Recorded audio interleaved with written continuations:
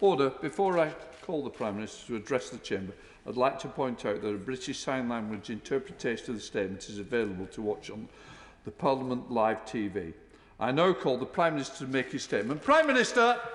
Thank you, Mr. Speaker. With your permission, I will make a statement on the roadmap that will guide us cautiously but irreversibly towards reclaiming our freedoms while doing all we can to protect our people against COVID. Today's measures will apply in England, but we're working closely with the devolved administrations who are setting out similar plans. The threat remains substantial, with the numbers in hospital only now beginning to fall below the peak of the first wave in April. But we're able to take these steps because of the resolve of the British public and the extraordinary success of our NHS in vaccinating more than 17.5 million people across the UK. The data so far suggests both vaccines are effective against the dominant strains of COVID. Public Health England has found that one dose of the Pfizer-BioNTech vaccine reduces hospitalisations and deaths by at least 75%, and early data suggests that the Oxford-AstraZeneca vaccine provides a good level of protection, though since we only started deploying this vaccine last month, at this stage the size of its effect is less certain. But no vaccine can ever be 100% effective. Not everyone will take them up, and like all viruses, COVID-19 will mutate. So as the modelling released by SAGE today shows, we cannot escape the fact that lifting lockdown will result in more cases, more hospitalisations, and sadly, more deaths. And this would happen whenever lockdown is lifted, whether now or in 6 or 9 months, because there will always be some vulnerable people who are not protected by the vaccines. There is therefore no credible route to a zero COVID Britain, or indeed a zero COVID world. And we cannot persist indefinitely with restrictions that debilitate our economy, our physical and mental well-being, and the life chances of our children. And that is why it is so crucial that this roadmap should be cautious, but also irreversible. We're setting out on what I hope and believe is a one-way road to freedom, and this journey is made possible by the pace of the vaccination programme. In England, everyone in the top 4 priority groups was successfully offered a vaccine by the middle of February. We now aim to offer a first dose to all those in groups 5 to 9 by the 15th of April, and I'm setting another stretching target to offer a first dose to every adult by the end of July. As more of us are inoculated, so the protection afforded by the vaccines will gradually replace the restrictions. And today's roadmap sets out the principles of that transition. The level of infection is broadly similar across England, so we will ease restrictions in all areas at the same time. The sequence will be driven by the evidence, so outdoor activity will be prioritised as the best way to restore freedoms while minimising the risk. At every stage, our decisions will be led by data, not dates, and subjected to 4 tests. First, that the vaccine deployment programme continues successfully. Second, that evidence shows vaccines are sufficiently effective in reducing hospitalisations and deaths. Third, that infection rates do not risk a surge in hospitalisations which would put unsustainable pressure on the NHS. And fourth, that our assessment of the risks is not fundamentally changed by new variants of COVID that cause concern. Before taking each step, we will review the data against these tests. And because it takes at least 4 weeks for the data to reflect the impact of relaxations in restrictions, and we want to give the country a week's notice before each change, there will be at least 5 weeks between each step. The Chief Medical Officer is clear. that moving any faster would mean acting before we know the impact of each step, which would increase the risk of us having to reverse course and reimpose restrictions. I won't take that risk. Step 1 will happen from the 8th of March, by which time those in the top 4 priority groups will be benefiting from the increased protection they receive from their first dose of the vaccine. Mr. Speaker, all the evidence shows that classrooms are the best places for our young people to be, and that's why I've always said that schools would be the last to close and the first to reopen. And based on our assessment of the current data against the 4 tests, I can tell the House that 2 weeks from today, pupils and students in all schools and further education settings can safely return to face-to-face teaching, supported by twice-weekly testing of secondary school and college pupils. Families and childcare bubbles will also be encouraged to get tested regularly. Breakfast and after-school clubs can also reopen, and other children's activities, including sport, can restart where necessary to help parents to work. Students on university courses requiring practical teaching, specialist facilities, or on-site assessments will also return. But all others will need to continue learning online, and we will review the options for when they can return by the end of the Easter holidays. From the 8th of March, people will also be able to meet one person from outside their household for outdoor recreation, such as a coffee on a bench or a picnic in a park, in addition to exercise. But we're advising the clinically extremely vulnerable to shield at least until the end of March. Every care home resident will be able to nominate a named visitor able to see them regularly, provided they're tested and wear PPE. And finally, we will amend regulations to enable a broader range of COVID-secure campaign activities for local elections on the 6th of May. As part of step 1, we will go further and make limited changes on 29th of March when schools go on Easter holidays. It will become possible to meet in limited numbers outdoors where the risk is lower. So the rule of 6 will return outdoors, including in private gardens, and outdoor meetings of 2 households will also be permitted on the same basis so that families in different circumstances can meet.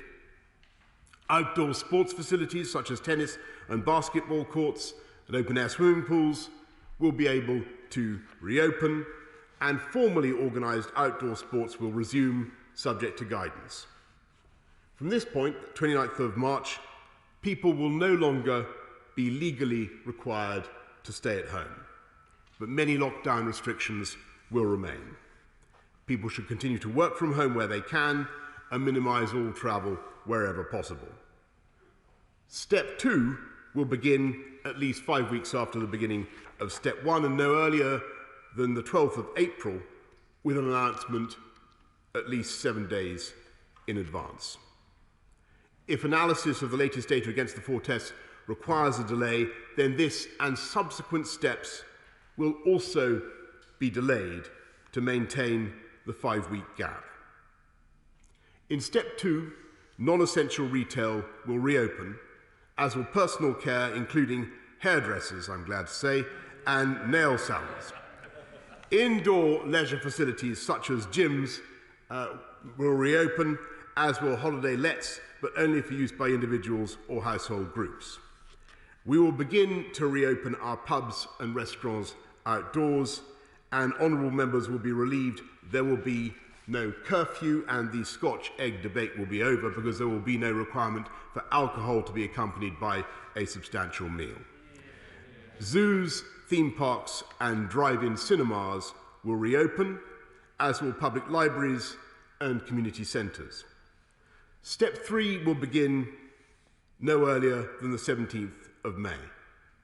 Provided the data satisfies the 4 tests, most restrictions on meetings outdoors will be lifted, subject to a limit of 30, and this is the point when you will be able to see your friends and family indoors, subject to the Rule of 6 or the meeting of 2 households. We will also reopen pubs and restaurants indoors, along with cinemas and children's play areas, hotels, hostels and B&Bs, theatres and concert halls will reopen their doors, and the turnstiles of our sports stadia will once again rotate, subject in all cases to capacity limits depending on the size of the venue. And we will pilot larger events using enhanced testing with the ambition of further easing of restrictions in the next step. Step 4 will begin no earlier than the 21st of June.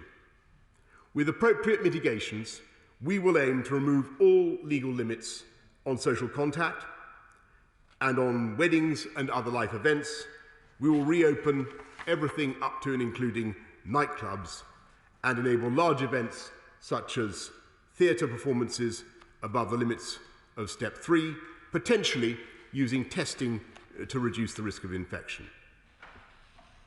Mr. Speaker, our journey back towards normality will be subject to resolving a number of key questions. And to do this, we will conduct 4 reviews.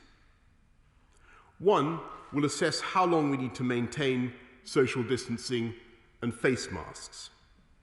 This will also inform guidance on working from home, which should continue wherever possible until this review is complete. And it will be critical in determining how Parliament can safely return in a way that I know honourable members would wish. A second review will consider the resumption of international travel, which is vital for many businesses which have been hardest hit, including retail, hospitality, tourism and aviation. A successor to the Global Travel Task Force will report by the 12th of April so that people can plan for the summer.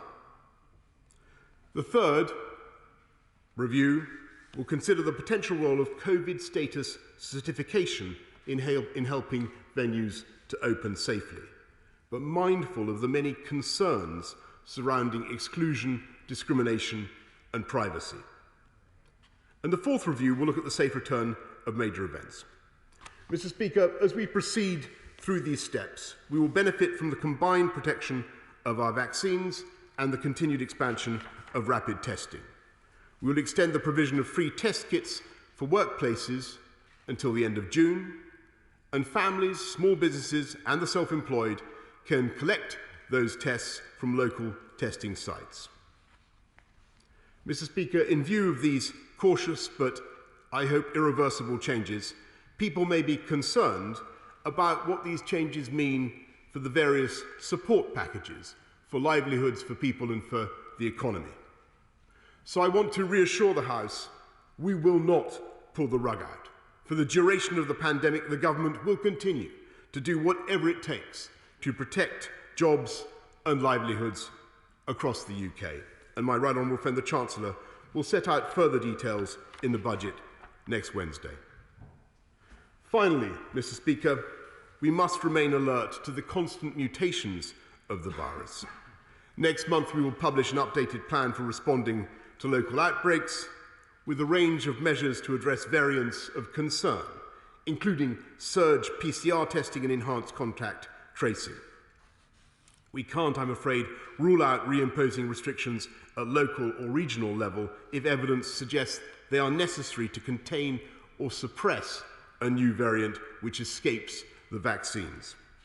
Mr. Speaker, I know there will be many people who will be worried that we are being too ambitious and that it is arrogant to impose any kind of plan upon a virus.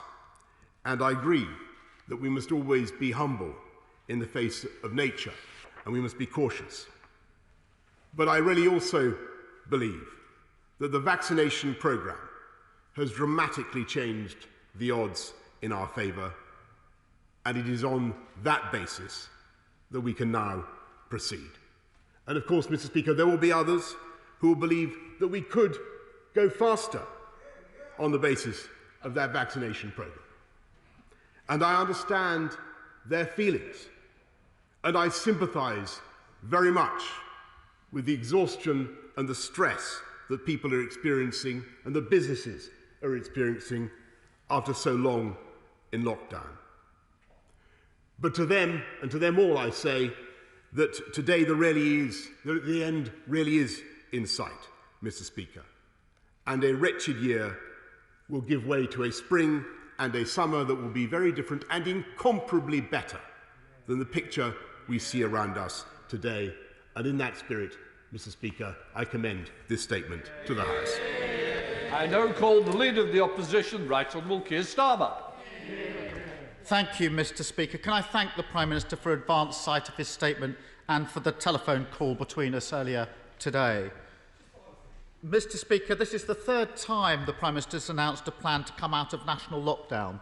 In the past, we've emerged without sufficient caution, without a clear plan, and without listening to the science. We can't afford to make those mistakes again. This has to be the last lockdown.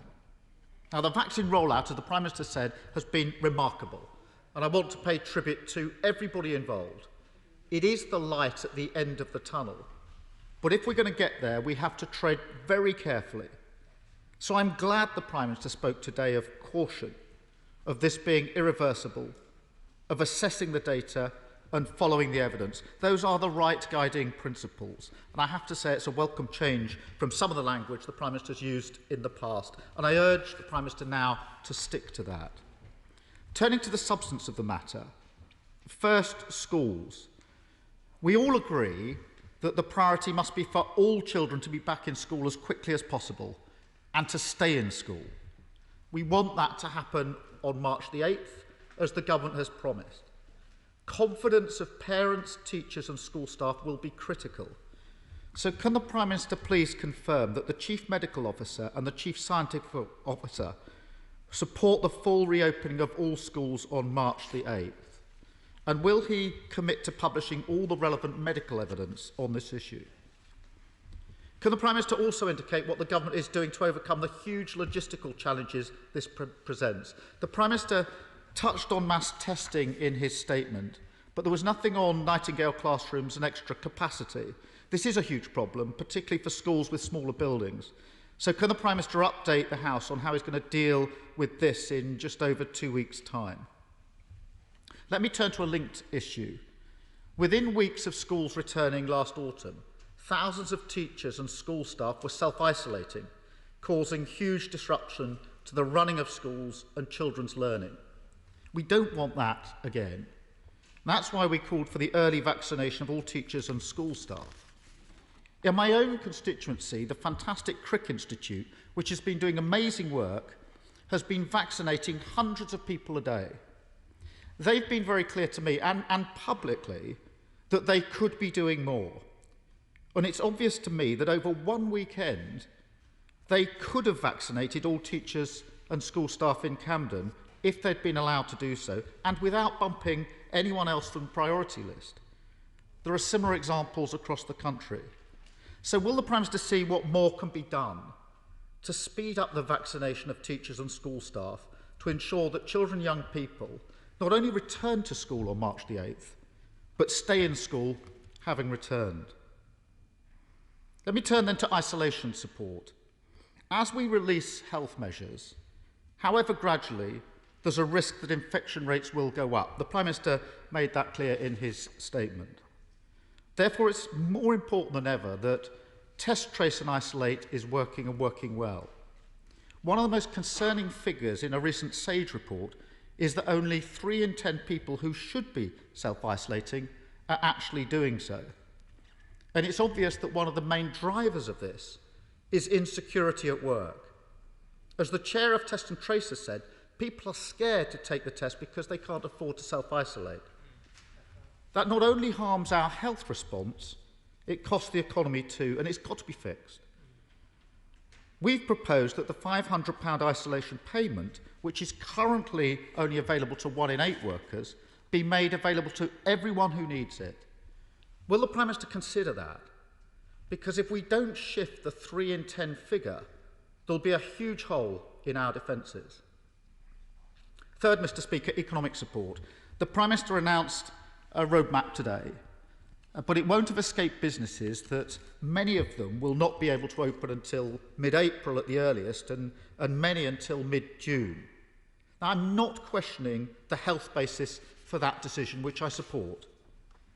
But I am reiterating what we've always said, that health restrictions must be accompanied by proper economic support. And it makes no sense to announce today that businesses will be closed for many more weeks or months without announcing new economic support at the same time. The Prime Minister says, well, the budget will be next week. But there's nothing stopping him saying today that business rates relief will be extended, that furlough will be extended, or that the VAT cut for hospitality and leisure will also be extended. Businesses are crying out for that certainty, and the Prime Minister should give it to them today. The Prime Minister should also announce proper support for the 3 million self-employed who've been left out of all support for the last year. This morning on LBC, I was asked about this again by a self-employed businesswoman who's at her wit's end at the lack of government support. This roadmap means that she may not be able to get up and running again in her business until mid-June. So surely the Prime Minister needs to act now to close the gaps for these 3 million. Mr. Speaker, we support the twin principles that the Prime Minister has set out today, that lifting of restrictions must be both cautious and irreversible. But I know the Prime Minister will come under pressure from those on his own benches to go faster and to throw caution to the wind. Last week it was reported that around 60 of his own members of Parliament called for the end of all restrictions by the end of April. I'm sure there are going to be similar calls this afternoon. I hope the Prime Minister takes the opportunity to face this down. Because if this roadmap is to work, he needs to listen to the Chief Scientific Officer and the Chief Medical Officer, not the honourable members for Wickham or the Forest of Dean. If the Prime Minister does, he will have our support and will secure a majority in the House. If he does not, we will waste all the sacrifices of the last 12 months. Thank you, Mr. Speaker. Well, I'm very grateful to the right honourable gentleman for his overall support for the roadmap, and indeed I welcome his support for the vaccine rollout, and I'm sure that many people will be glad to hear what he says. I can't help but reminding you, Mr. Speaker, that the right honourable gentleman did vote to stay in the European Medicines Agency, which would have made a vaccine rollout at this speed impossible, Mr. Speaker. And he's right to say that it's a priority to get schools back safely, and I'm delighted that he agrees with that. And I can certainly say that plan for March the 8th for all schools back on March the 8th is supported by the Chief Medical Officer and the Chief Scientific Advisor, and it would be a good thing if he could perhaps persuade some of his friends in the unions to say so as well, Mr. Speaker. And finally, to say that schools are safe. He mentions self-isolation, the importance of self-isolation, and we will continue to support those who are asked to self-isolate and indeed increase our package of support for them. As for support for business, for the self-employed, which he rightly raises, we will continue to put our arms around businesses and livelihoods around the country, as we have done throughout the pandemic, and the Chancellor, who has been extremely creative in this respect, will be setting out the details in the budget next week, as he would expect. Mr. Speaker, overall, I think we can safely say that we've had cautious support from the leader of the opposition today, but bitter experience has taught me that his support is very far from irreversible, Mr. Speaker. Who knows what he will be saying next week, but I'm glad of it today. Theresa May. Thank you, Mr. Speaker. I refer the House to my entry in the Members' Register. Can I say to my right honourable friend that I welcome his statement today. I particularly welcome the return to schools on March the 8th. But there's another sector which is important for jobs in my constituency, which is fundamental to our economy and critical for global Britain, the aviation sector. He says there's going to be a task force report by the 12th of April so people can plan for the summer. That won't allow people to plan. At every stage, The government has taken weeks from these reports to actually provide certainty to the industry. The industry needs 3 months' preparation from the point of certainty. So I ask my right honourable friend to look again at this timetable for that task force report, to bring it forward so we can open up our international air travel and make sure that Britain is open for business. I'm grateful to my right honourable friend, and she is quite rightly, Mr. Speaker, a doughty campaigner for the aviation industry and all it brings to our country. And what I can tell her is that we will continue to support that industry throughout these difficult times, but I believe that setting a deadline of April the 12th for the report of the Travel Task Force, the newly formed, reconstituted Travel Task Force, will give people time to make their plans for the summer. And if things go well, Mr. Speaker, if we can meet those these not before dates, then I do believe there is every chance of an aviation recovery later on this year. Let's head to the leader of the SNP with Ian Blackford. Ian Blackford. Thank you, Mr. Speaker. The success of the vaccine rollout, led by our incredible NHS staff, is something to behold and something that we are all thankful for. For the first time in many months, people across these islands are genuinely hopeful that an end to the current level of lockdown is finally in sight. But people also know that there is one major threat that could undo much of this hope. The spread of new international variants of this virus now poses the single biggest threat to finally getting out of this pandemic. That is why quarantine measures for international arrivals is so important. We simply can't afford to get this wrong. And that is why the Scottish Government has taken tough but absolutely necessary action. Those arriving in Scotland on an international flight have to quarantine in a hotel for 10 days. In England, though, the policy only applies to people travelling from red list countries. But, Mr. Speaker, the evidence shows that people across the United Kingdom are demanding stronger measures to prevent the threat of any new variant. YouGov polling last week showed that only 18% support the UK government's rules on quarantine, while a massive 72% of people across the United Kingdom prefer the Scottish Government's comprehensive approach. Prime Minister, your plan to end lockdown will be worthless if your insufficient quarantine measures allow a new variant in through the back door. People right across the United Kingdom are continuing to make huge sacrifices. Children are not yet physically at school. Families are isolated. There is a loneliness epidemic. People are really struggling, and this can't be all for nothing. Do not leave the back door open. Do not risk all the hard work, all the sacrifices that have been made. Given all that is at stake, can you explain why the UK government is failing to introduce the strong quarantine measures that the public across the United Kingdom are demanding? Will the Prime Minister think again and introduce the Scottish Government's comprehensive approach for international travellers?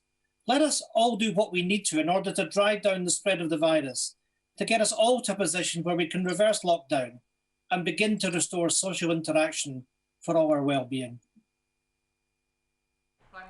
Mr. Speaker, we have amongst the toughest quarantine measures anywhere in the world, as the right honourable gentleman well knows, including the mandatory incarceration in hotels appointed by the government if you return from one of the 33 red list countries, as he well knows. And we will continue to impose very, very tough controls on people coming into this country. He should also know that the new variants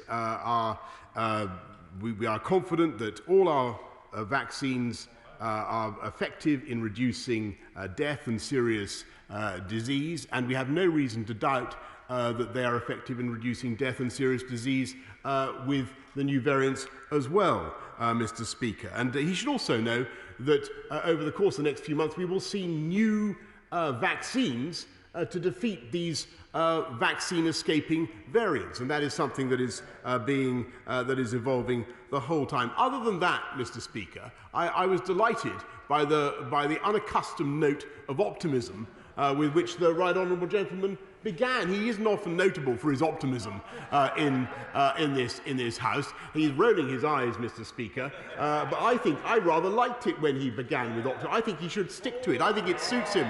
More optimism, I think, from the right honourable gentleman would be I think, nice to hear. Let's head to the chair of the Select Committee with Jeremy Hunt. Jeremy Hunt. Mr. Speaker, talking of optimism, the Prime Minister's approach feels very similar to Harold Wilson, who said he was an optimist, but one who always carried a raincoat. And his caution is absolutely right in the face of these new variants, when we are potentially so close to the finishing line. But as we get there, will he recognise the brilliant work of our health and care staff by building back better for them, potentially in next week's budget, by announcing that we will finally make sure that we're training enough doctors and nurses with a long-term workforce plan, and giving the social care sector a 10-year plan, just as we gave the NHS 10 years ago? Yes, indeed, Mr. Speaker. I pay tribute again, as I have many times before, to the incredible work, not just of our NHS staff, but of our social care staff, who've really borne the brunt of the pandemic and have done fantastically well. And we will certainly be bringing forward reforms of social care in addition to the massive investments that we've already made. Let's head to Ed Davey. Ed Davey. Mr. Speaker, the roadmap to recovery must put people hit hardest by this pandemic first, not least people with learning disabilities. They have died at rates more than 3.5 times the rest of the population, yet many are still not being prioritised for vaccination. Jo Wiley has spoken powerfully about how hideously unfair it was to be offered the vaccine before her sister Frances, who is now in hospital with COVID, after an outbreak in her care home. And I know many other carers across the country feel the same, while our loved ones remain so vulnerable to this virus. So will the Prime Minister tell us when on his roadmap everyone with a learning disability will have been offered their first jab? Prime Minister.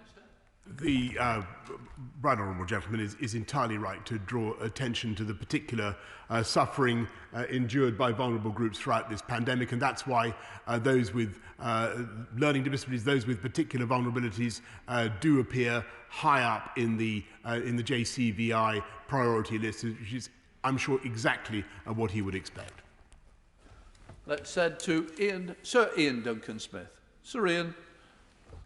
Mr. Speaker, first of all, can I congratulate my Prime Minister for his incredible bold decision last year. It's due to that, in getting the vaccines rollout going on, that we are now looking at the eventual end to this COVID nightmare. So he deserves all the plaudits he gets for that and more.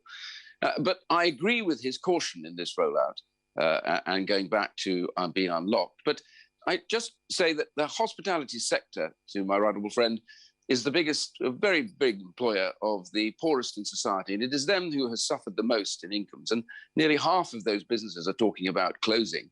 I just wonder whether the Prime Minister would feel it possible to be able to review again the nature of opening up inside those restaurants and pubs and checking that there is no real risk beyond any of the other elements that he's opening up. And if that is the case, to take that bold decision as and when the data dictates it. Prime Minister. I thank my right honourable friend for what he said just now, and I totally understand where he's coming from and the urgency of those in the hospitality sector who want to open up as soon as possible, as indeed we all do. Everybody in this House wants that to happen. But we also understand the risk of another surge and the consequent risk of a fourth lockdown, Mr. Speaker, which I don't think anybody wants to see, least of all the businesses concerned. And what we have in this roadmap are dates. Admittedly, they are not before dates, but they are dates to which businesses can now work. April the 12th for outdoor hospitality, May the 17th for indoor hospitality. That gives at least some certainty, Mr. Speaker. And I think in this very, very difficult time, with these difficult trade-offs, I think people would be prepared to trade some urgency and some haste for more certainty and more reliability. And that is what we aim to give. Let's head to Liz Saville-Roberts. Liz Saville-Roberts. Diolch yn fawr iawn, Yfarydd.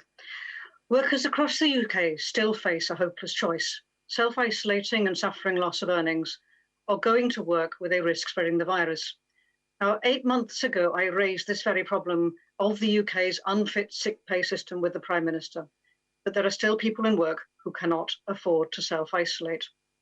Ahead of the budget, will the Prime Minister commit to raising and expanding statutory sick pay once and for all as a key long-term lesson to be learnt from this pandemic? Or is he content for our poorest communities to be blighted by ill health now and quite possibly again in future? Prime Minister. Mr. Speaker, I thank the Right Honourable Lady. We and repeat the points I've made to her many times before, but I'm grateful to her for raising them again. We will continue to look after people throughout the pandemic. We've increased benefits. There's the payment of £500, Mr. Speaker, and other payments that we'll make available. And our undertaking is to make sure that we protect people, whether they're self-isolating or whether they're forced not to be able to work throughout the duration of the pandemic, and you'll be hearing more about that from the Chancellor on March the 3rd. Dr. Julian Lewis. Thankfully, my right honourable friend has clearly stated today that an extreme zero COVID approach is impracticable.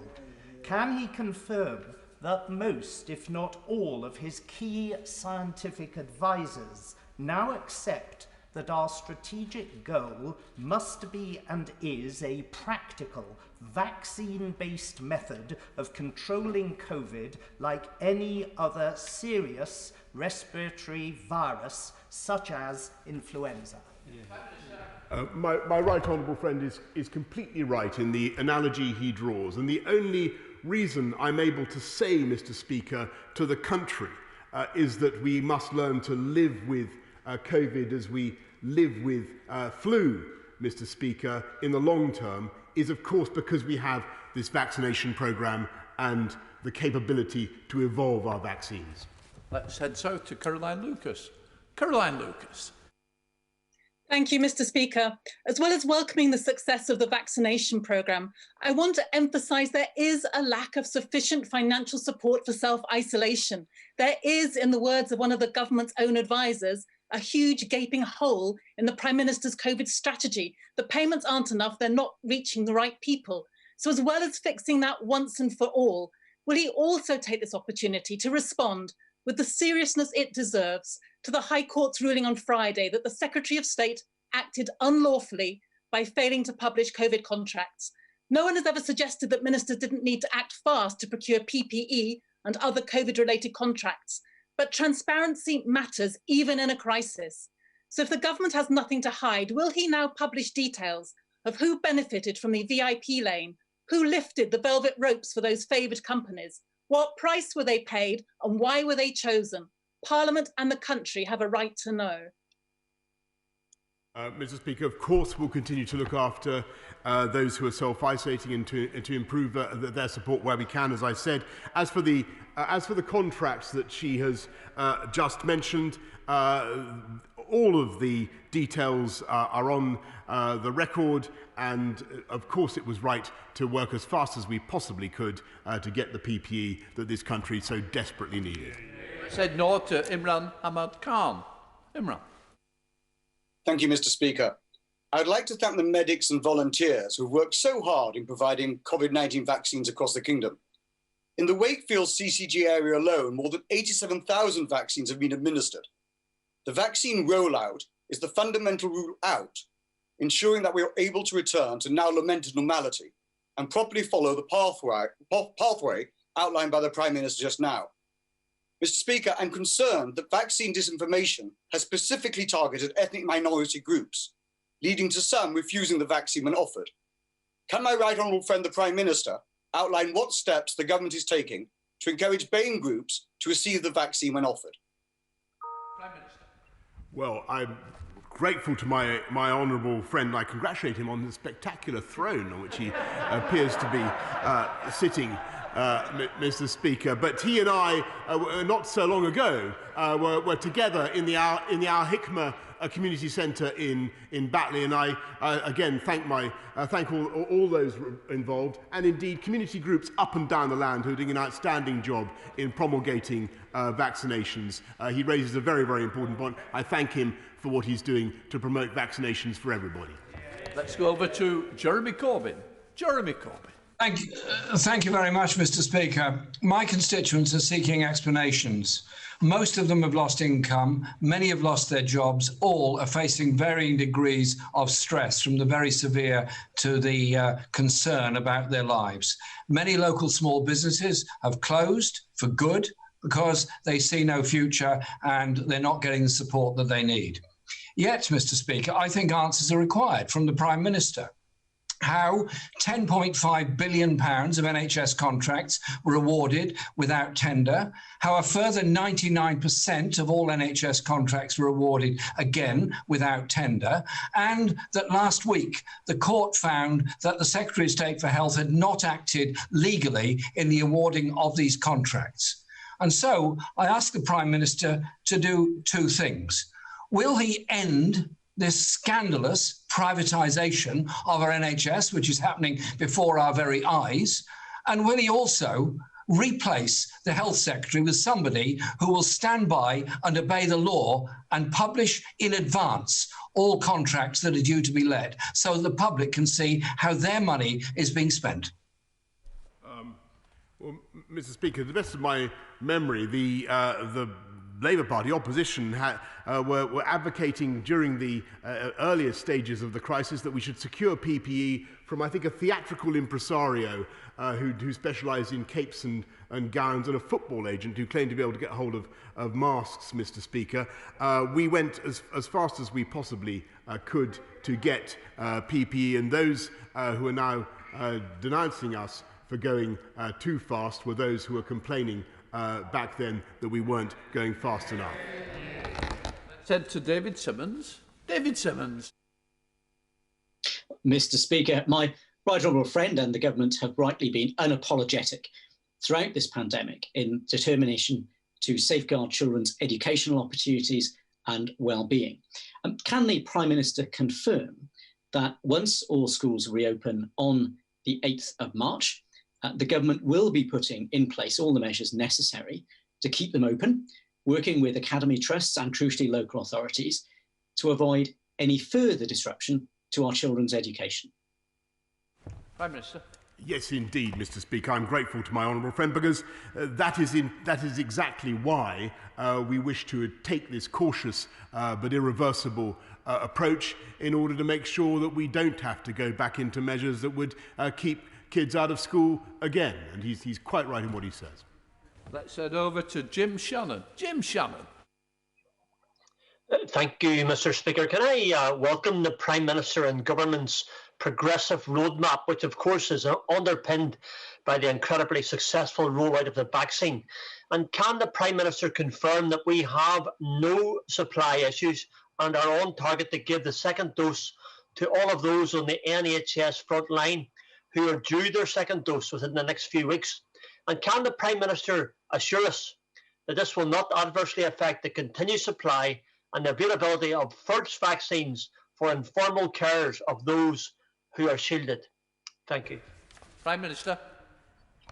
Mr. Speaker, the honourable gentleman is completely right to raise this, and to care deeply about supply.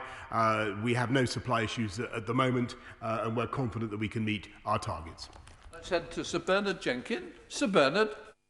Thank you, Mr. Speaker.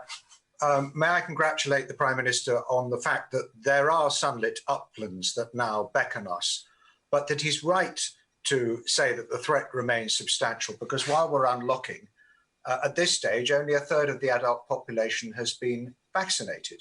So what will the government be doing to minimise the threat of another lockdown, such as strengthening the track and trace and isolate operations, particularly at local level, providing COVID-safe spaces so it's easier for people to self-isolate who are infected, and to deploy testing capacity more effectively, such as, for example, testing school children twice a week in schools as we're already going to be testing teachers? Prime Minister. My right honourable friend is absolutely right in the ideas that he puts forward. Test, track and trace has been improving the whole time over the period of the pandemic, and he's right to draw attention to the potential of lateral flow testing, not just in schools, where, as he says, we're going to be doing it twice a week for secondary school pupils after the first couple of weeks, but also rolling it out for companies, for local areas, local communities, to take it up as an additional support, an additional way of fighting the disease. Let's head to Ruth Jones. Ruth Jones. Thank you, Mr. Speaker. I know the Prime Minister was in my right honourable friend's constituency of Torfaen last week to see the vaccine programme being rolled out by the Aneurin Bevan University Health Board at Cwmbran Stadium. So I joined with him in thanking all the Welsh NHS staff and volunteers who are working so hard to save lives by rolling out the vaccine programme in this way. However, I wonder if the Prime Minister agrees with me and many people across Newport West who believe that every single penny of public money must be accounted for. And if so, what's he going to say to his Health Secretary, who, according to the courts, breached his legal obligation by not publishing details within 30 days of contracts being signed? We've had 2 attempts at getting the Prime Minister to answer, so I'm hoping it's third time lucky. Prime Minister. Mr. Speaker, I'm going to ruthlessly to repeat what I said before, which is that I believe that it was absolutely right for this country to secure PPE as fast as we possibly could, indeed, as it has been right to roll out a vaccine programme as fast as we possibly can, and it was great to be in Cwmbran and to see what they're doing there, and that is thanks to the dynamic work of the NHS and indeed of everybody in the Department of Health and Social Care, including the Health Secretary. Let's wander up to Mark Logan. Mark Logan. Prime Minister, today I hosted a Zoom between Bolton North East's pubs, restaurants and the Minister for Small Businesses. Can the Prime Minister ensure we allow businesses enough time to improve our hospitality's operating data and make the dates in 2021 utterly delectable? Prime Minister. I thank my honourable friend for what he's doing to help local business and to rally them, and I would just say to them that if we can stick to this roadmap, and I believe that we can, then there is not long to go now for those businesses. There are for hospitality in Bolton. There are 2 dates. There's outdoor hospitality on April the 12th, and then indoor with all its potential on May the 17th. I do believe that gives some dates for us all to think about, for business to work towards, and I hope that will be of some reassurance to them. Thank you, Mr. Speaker. Some eminent members of SAGE have indicated that they're concerned about a resurgence with the return of children to schools. So can the Prime Minister say whether the Chief Medical Officer and the Chief Scientific Officer support reopening schools in their entirety on the 8th of March? Because during the last term, many schools suffered an enormous amount of disruption because staff were off isolating. And isn't the best way to prevent that happening in the future to ensure that all school staff are vaccinated? Prime Minister. I have a deal of respect for the honourable gentleman, since he and I have clashed many times over issues in London, but I think he uncommonly showed a failure to follow what I'd already said in my answer to the right honourable gentleman. The CMO and the CSA both approve of reopening in full. We now go down to Andrew Griffith. Andrew Griffith. Thank you, Mr. Speaker. More than anything, the nation's businesses need certainty in order to plan. Today's roadmap provides that certainty, and reopening schools is a welcome and critical element within it. Does the Prime Minister agree that, like navigating lock gates on a canal, it's important we now proceed sequentially, as fast as possible, but always in a forward direction? Prime Minister. Mr. Speaker, as anybody who's steered a narrowboat or a canal boat or barge will know, in a canal, the important thing is not to oversteer one way and then be forced to correct and bump the sides of the canal as you go. And that's what we're trying to avoid, Mr. Speaker. That's why we're embarking on a cautious but irreversible approach. Let's head up to Debbie Abrahams. Debbie Abrahams. Thank you, Mr. Speaker. Mr. Speaker, I will leave till another time to ask the Prime Minister why we didn't have adequate PPE stocks, given exercise Cygnus in 2016 stipulated we need to increase our PPE stockpiles. But I was really concerned about the Health Secretary's tone on the media round yesterday, where he seemed to infer that he'd done nothing wrong and the judge was actually the one that was making a mistake. This is not how a healthy democracy works. So I repeat the questions of my honourable friend, the member for Brighton Pavilion. Will he publish all outstanding contracts, because there are outstanding contracts that have not been published, bring an end to the emergency procurement powers and reintroduce a tendering process? Prime Minister.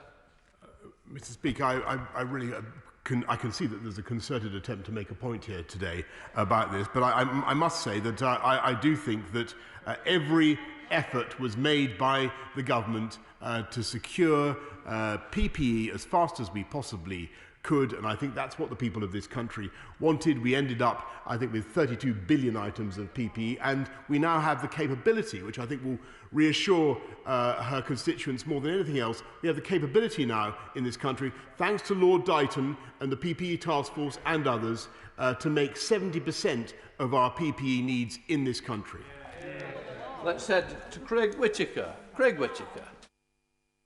Thank you, Mr. Speaker. It is brilliant news that we've vaccinated 1 in 3 adults now in the UK.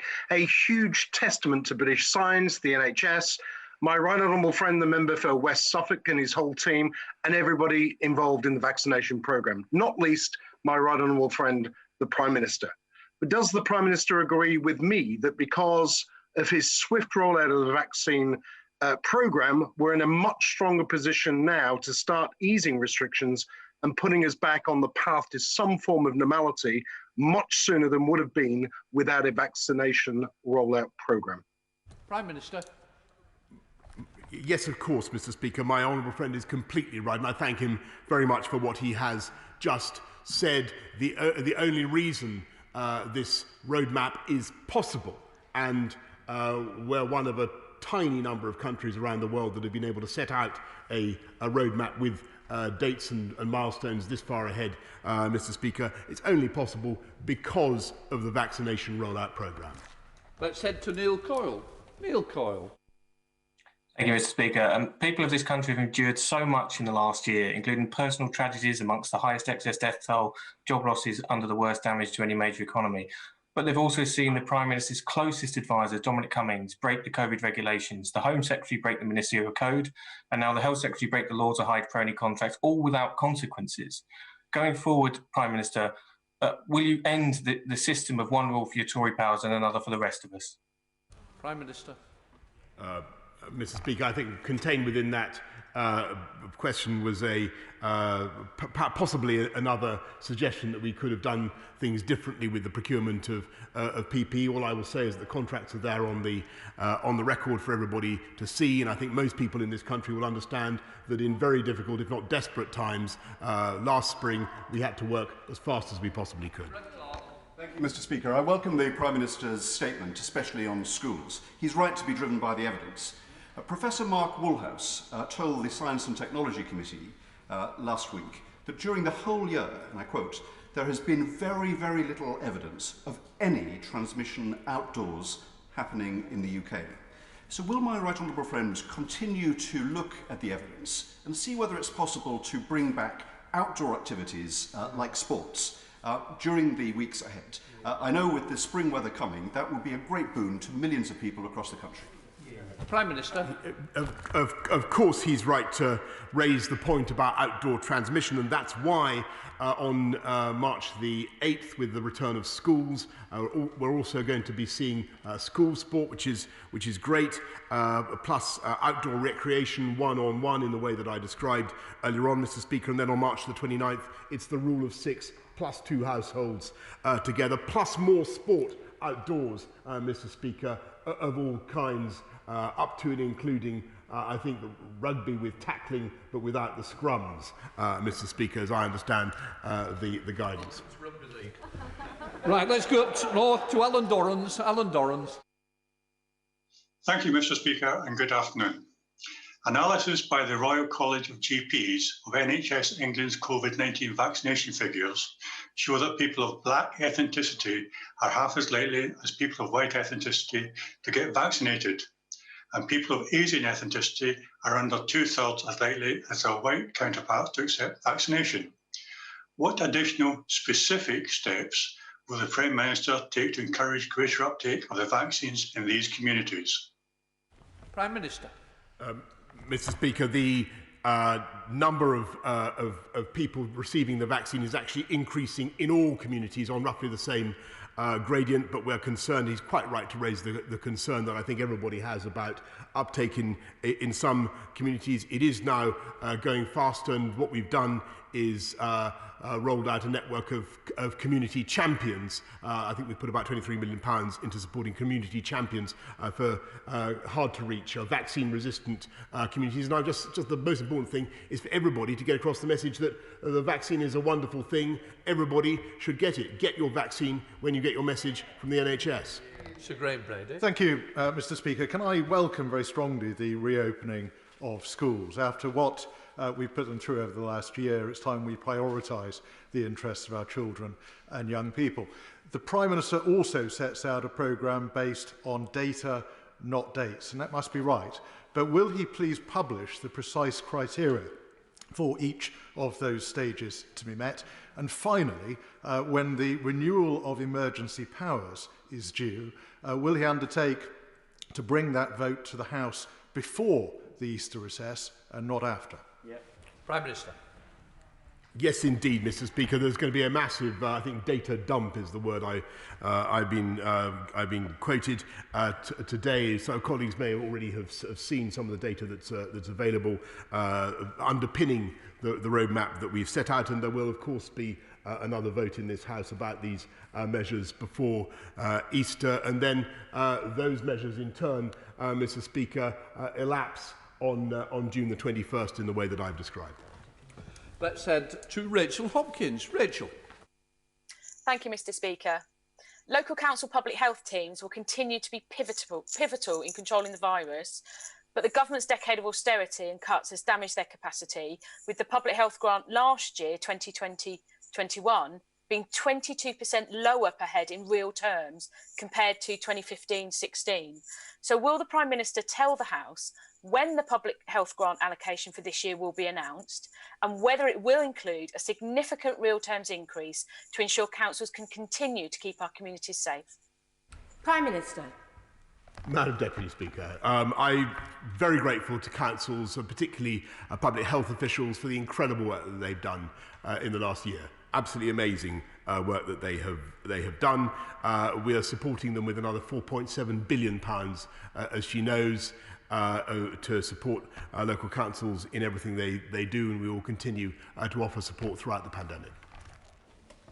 We now go to Peter Aldous. Thank you very much, Madam Deputy Speaker. For his statement and for the precautionary approach that he is pursuing to lifting the lockdown.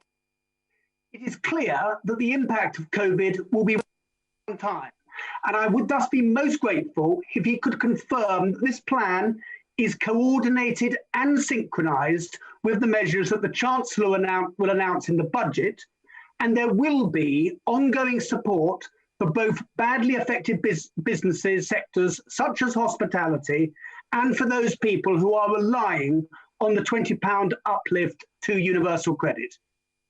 Prime Minister.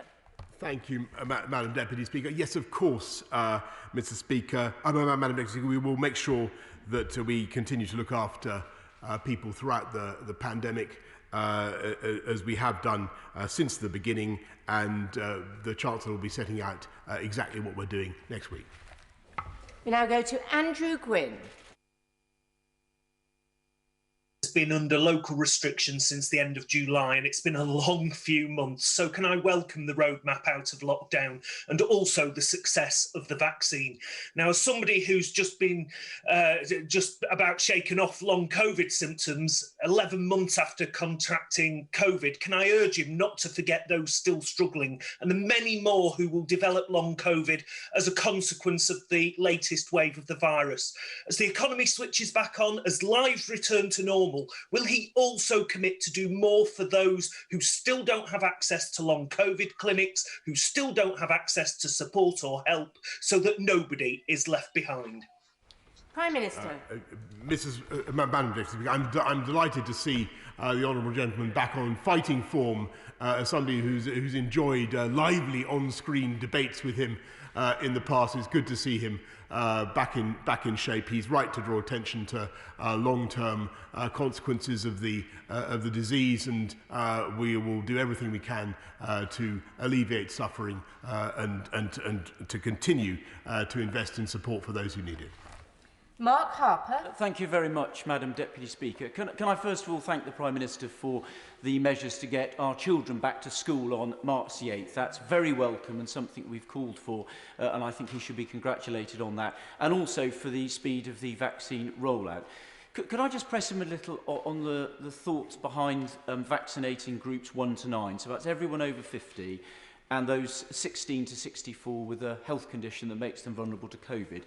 Those groups account for 99% of deaths and around 80% of hospitalisation. So for what reason, once they've been vaccinated and protected from COVID by the end of April at the latest, is there any need for restrictions to continue? Prime Minister.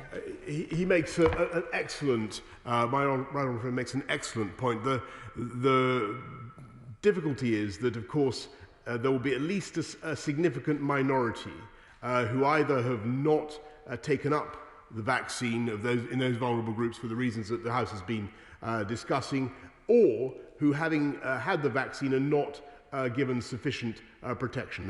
We believe that the protection is very substantial, but there will be a large minority who will not have sufficient protection. And the risk is that if you let the brakes off, Madam Deputy Speaker, then the disease could surge up in such a way as, again, to rip through a large number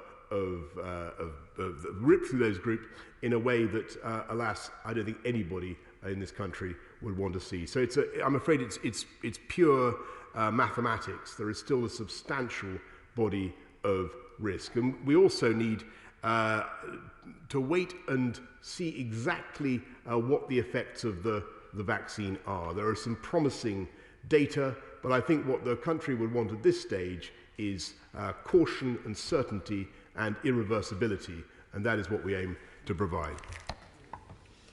We now go to Barbara Keeley. Thank you, Madam Deputy Speaker. Throughout this crisis, the government has been slow to offer the financial support that people need. From 3 million people excluded from any support to thousands of people failing to self-isolate because they can't afford to miss work, it's clear we need to do more. To get through the next few months, can the Prime Minister confirm that the budget will bring forward adequate financial support for everyone who cannot work due to the pandemic, including those who are self-isolating, rather than the current system which sees too many people fall through the cracks? Prime Minister. Yes, I certainly can confirm that, and she should wait to see what the Chancellor has to say next week. And I think colleagues on all sides of the House would concede that the programmes of support that my right honourable friend the Chancellor has brought forward have been extremely effective and generous by virtually all international comparisons. Hugh Merriman. Thank you very much, Madam Deputy Speaker, and can I welcome the Prime Minister's statement. Those of us who represent constituencies where retail, hospitality and tourism is an absolute lifeblood will really welcome the dates and the fact that domestic holidays in England are open as normal for the summer. But could I ask the Prime Minister just to give a little more detail on the Global Travel Task Force, which reports by 12th of April, and that it will set out the requirements regarding testing, vaccination certificates, social distancing and face masks, and I hope an end towards quarantine. Yes. Prime Minister. Yes, indeed, Madam Deputy Speaker. The Travel Task Force will be looking at all those things, quarantine, destinations and so on and so forth. I think at the moment, one consideration is that we need to make sure that there are countries that will be willing to accept British tourists in the way that we would like to see. Some of them have stepped forward and said that they will, but they're currently not very numerous. We now go to Emma Hardy. Emma Hardy. Thank you, Madam Deputy Speaker. Lateral flow testing is central to the Prime Minister's educational reopening plans. So can he explain why our only real-world published figures from the student asymptomatic testing programme in Scotland before Christmas showed almost 30% of positive tests turned out to be false when subject to a confirmatory PCR? Considering the financial, educational and mental health impact of self-isolation, does the Prime Minister share my concerns that a lot of students are going to be told to self-isolate for no reason? Prime Minister. I don't recognise that figure, Madam Deputy Speaker, and lateral flow tests are extremely valuable in isolating asymptomatic positive tests and in helping schools to restart, and that's why we're pursuing them.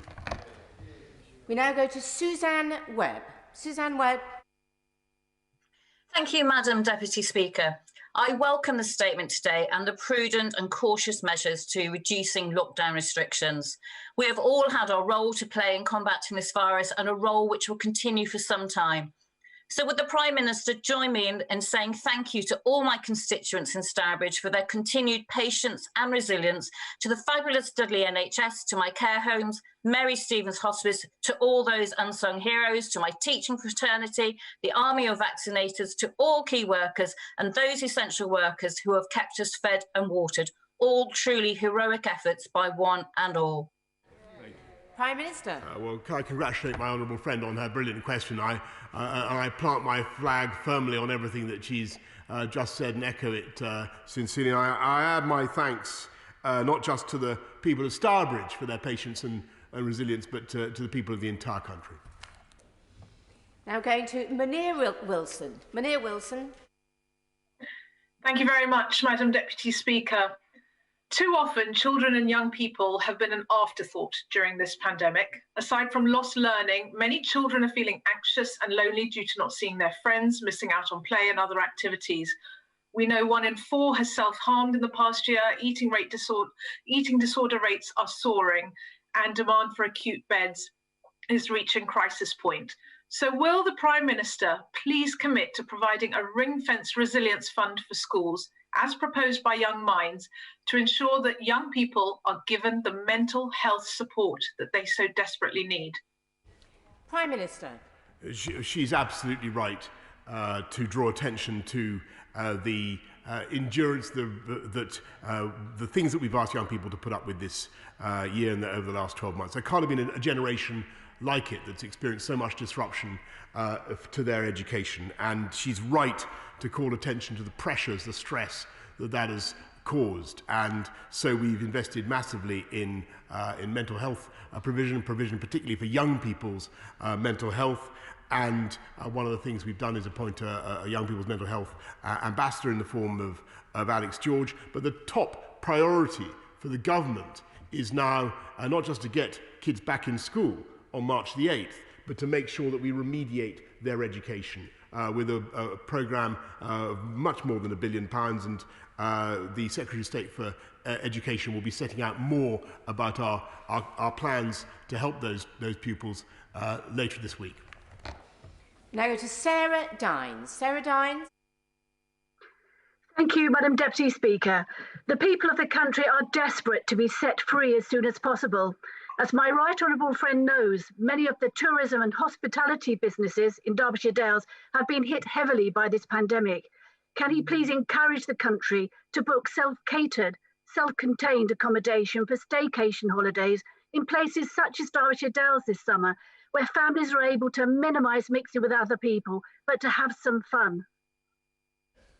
Prime Minister. Oh, she is completely right, and as you will have heard just now, the option to book a staycation, all being well, Madam Deputy Speaker, is now there for April the 12th, and I can't imagine there are many destinations lovelier around then than the Derbyshire Dales. Now go to Neil Hanvey. Neil Hanvey. Thank you, Madam Deputy Speaker. Following the High Court ruling that the Secretary of State for Health and Social Care acted unlawfully by failing to comply with transparency rules, will the Prime Minister now publish the names of the companies awarded contracts that were introduced to high priority lanes by ministers, honourable members, peers and officials, and set out any material, financial or fiduciary responsibility or relationship between each company and the persons responsible for that introduction to the priority lane? Prime Minister. Yes. I'm grateful, Madam Deputy Speaker. I repeat the answer I've given several times. All these contracts are published in the normal way. We now go to Sir Robert Neal. Sir Robert Neal. Thank you, Madam Deputy Speaker. Welcome the Prime Minister's statement, and we all recognise the huge work that's been done to make the vaccine rollout a success. But can I press him upon why some of the dates are set as no earlier then? If we believe in the vaccine, we believe in the programme, and we believe in the data, isn't the logic that if the data shows we can move to free up sectors of the economy sooner, we should not artificially hold them back? Surely that's following the data. Shouldn't there be a little more flexibility there? Prime Minister.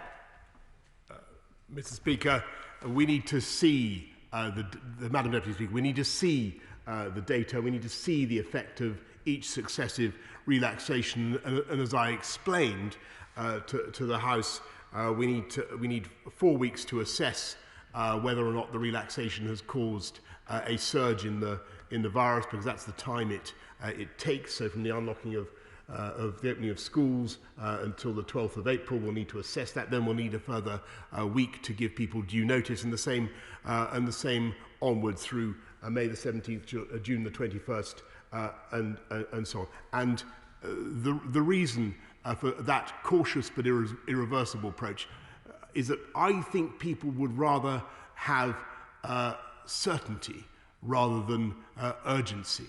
And we're going as fast as we reasonably and responsibly can, but if it's a trade-off between haste and certainty, I think people would prefer certainty.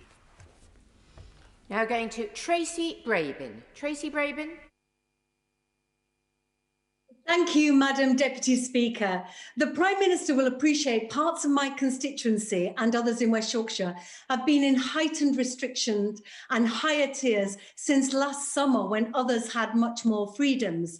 Our people and businesses have paid a disproportionately high price in the national effort to tackle COVID. And because of this, many areas are building back from a more challenging position. So can the Prime Minister confirm today that funding packages will address this specific inequality and that there will be no return to regional tiers, ensuring our recovery from COVID is truly a national recovery?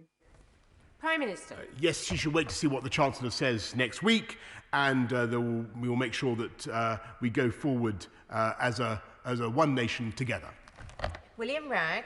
Madam Deputy Speaker, could I congratulate all of the staff and volunteers, particularly at the Boston Moor Surgery in Offerton in my constituency, where I had the privilege of joining them as a marshal for the car park on Friday afternoon as they administered over 500 vaccines.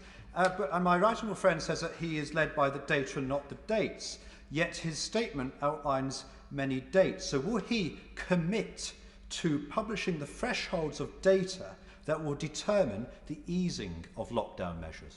Prime Minister.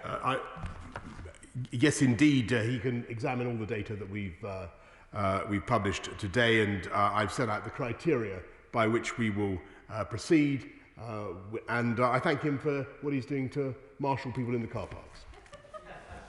We now go to Christina Rees. Christina Rees. Thank you, Madam Deputy Speaker. On the 18th of February, the UK Government announced £18.5 million for 4 research projects to better understand the causes, symptoms and treatment of long COVID. However, the linkage between sepsis and COVID and long sepsis and long COVID as evidenced by the UK Sepsis Trust, was not mentioned. Would the Prime Minister please outline his plans to make sure that this very important linkage will be included in these research projects? Prime Minister. Of course, we will look at sepsis, which I know is a deeply distressing condition, and whether it has any association with COVID. We now move to Kate Griffiths. Kate Griffiths. Thank you, Madam Deputy Speaker. I thank the Prime Minister for setting out these measures today, and I know everyone is keen to start socialising in a safe way as soon as possible. Can I ask the Prime Minister to allow pubs to reopen their gardens as quickly as possible? If 6 people can buy alcoholic drinks from a shop and meet in a park, then I hope that pubs will be given a chance to provide a takeaway service for consumption in their gardens as soon as possible. Prime Minister. Yes, indeed, and that's why April the 12th is the date. Christian Matheson. Thank you, Madam Deputy Speaker. Last month was the worst on record for new aircraft orders in the aerospace sector, which is so important to my constituency. Along with tourism, travel and aviation, as we've heard, will suffer a long time after these restrictions are lifted. So will the Prime Minister commit to continuing support for those areas of the economy that drive so much of the value in the economy, but will suffer from a much longer lag before they're able to pick up again? Prime Minister. He's quite right. That's why we've done everything we can with time to pay and other means to try to look after the aviation sector, though it's been incredibly hard for that sector, which matters a great deal to our country. The best way forward for them is to get people flying again. As I've said, I know it's a bit of time to wait, but the Travel Task Force will be reporting on April the 12th, and I'm hopeful that we'll be able to make progress this summer, but we'll have to wait and see. Now go to Bill Wiggin. Bill Wiggin. Thank you, Madam Deputy Speaker. As an animal welfare champion, I was delighted to hear the Prime Minister mention zoos. But before we can get out there and go to the pubs and visit these places, I heard him describe certainty being more important than urgency, and his concern for the unprotected, unvaccinated element of the population who potentially could be holding the rest of us back.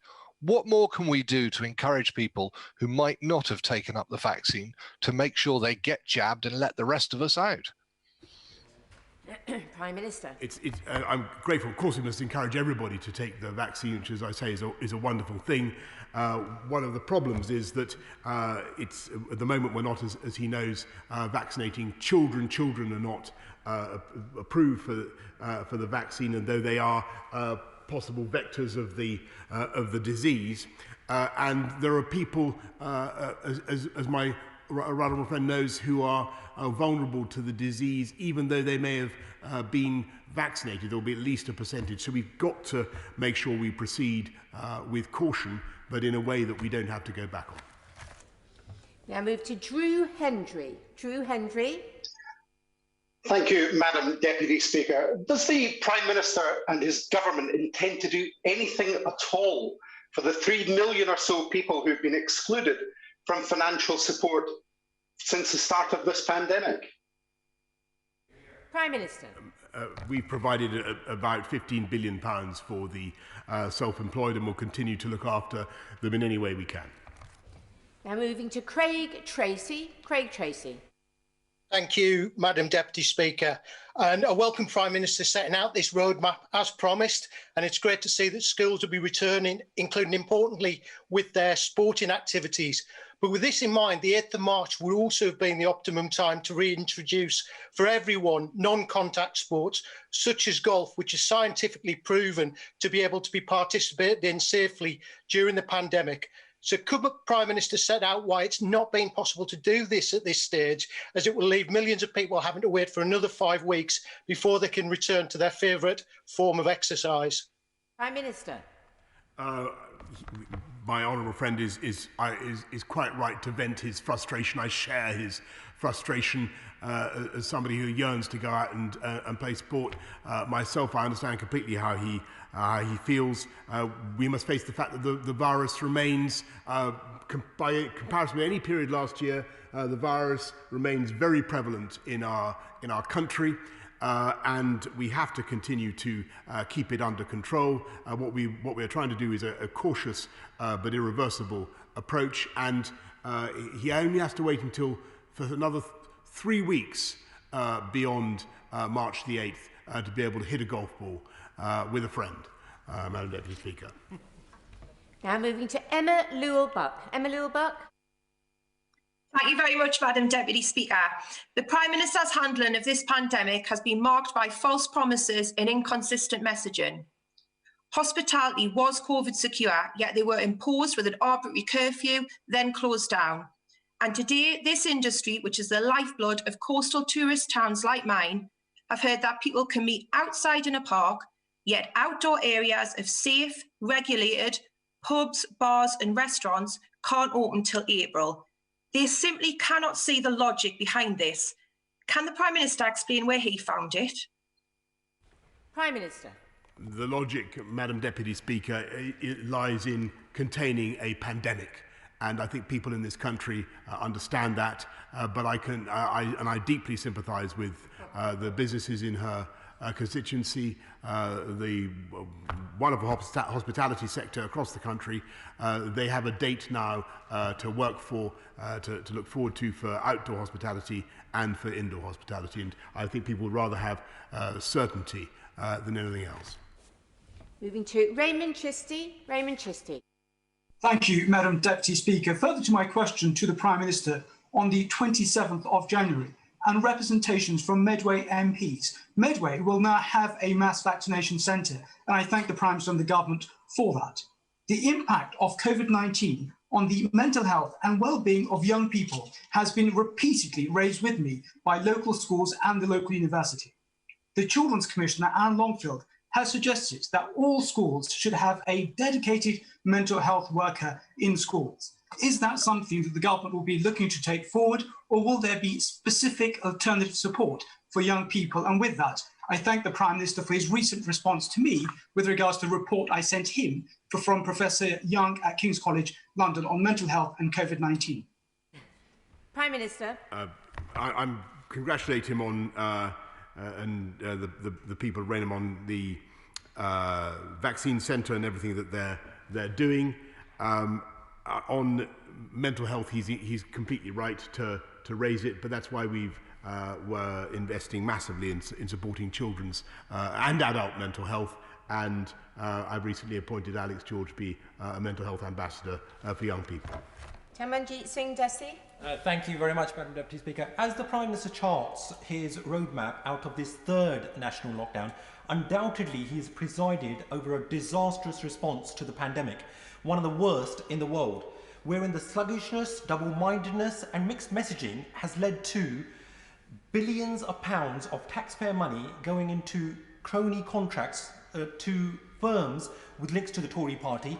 We've got one of the worst major economic crises in the world of any major economy, and the worst death toll within Europe, wherein more than 100,000 people have died, including members of my family. So will the Prime Minister like to take this opportunity to apologise to the British people and reassure them that the steps that he is now taking will not lead us into yet another lockdown? Prime Minister. The purpose of this roadmap is to be cautious but irreversible. And if I take it from what he just said, that he supports that roadmap, then I'm glad to have his support. We now go to Martin Vickers. Martin Vickers. Thank you, Madam Deputy Speaker. I fully support my right honourable friend's cautious approach to the lockdown. However, he will know that coastal resorts have been particularly badly hit, as they rely to a considerable extent on the hospitality sector. That said, Northern Lincolnshire and the Humber can play a major part in the post-pandemic economic recovery. Can the Prime Minister give an assurance that the government will continue to support both established and new businesses in the area? Prime Minister. Yes, indeed, we will make sure that we support businesses throughout the pandemic, and I'm absolutely certain that the hospitality industry in Cleethorpes and surrounding area will bounce back very strongly indeed. Lambos, Cheryl Lambos. Thank you, Madam Deputy Speaker.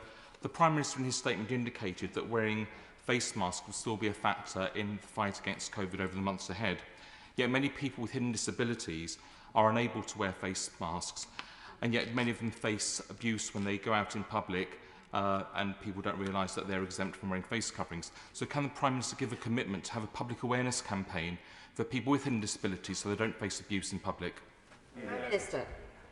He raises a very important point, and I will make sure that we do even more to get that point over to people, so that people who can't wear face masks because of their disabilities don't face that kind of abuse. Now go to Sir John Redwood.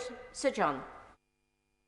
Will the government do more to improve airflow and control and extraction in health settings, and make more safe use of powerful ultraviolet cleaners to reduce cross-infection further?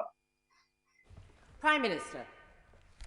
My honourable friend raises a very interesting point. I know that our scientific advisors are looking at everything we can do, including the means he suggests, in order to reduce transmission of the disease.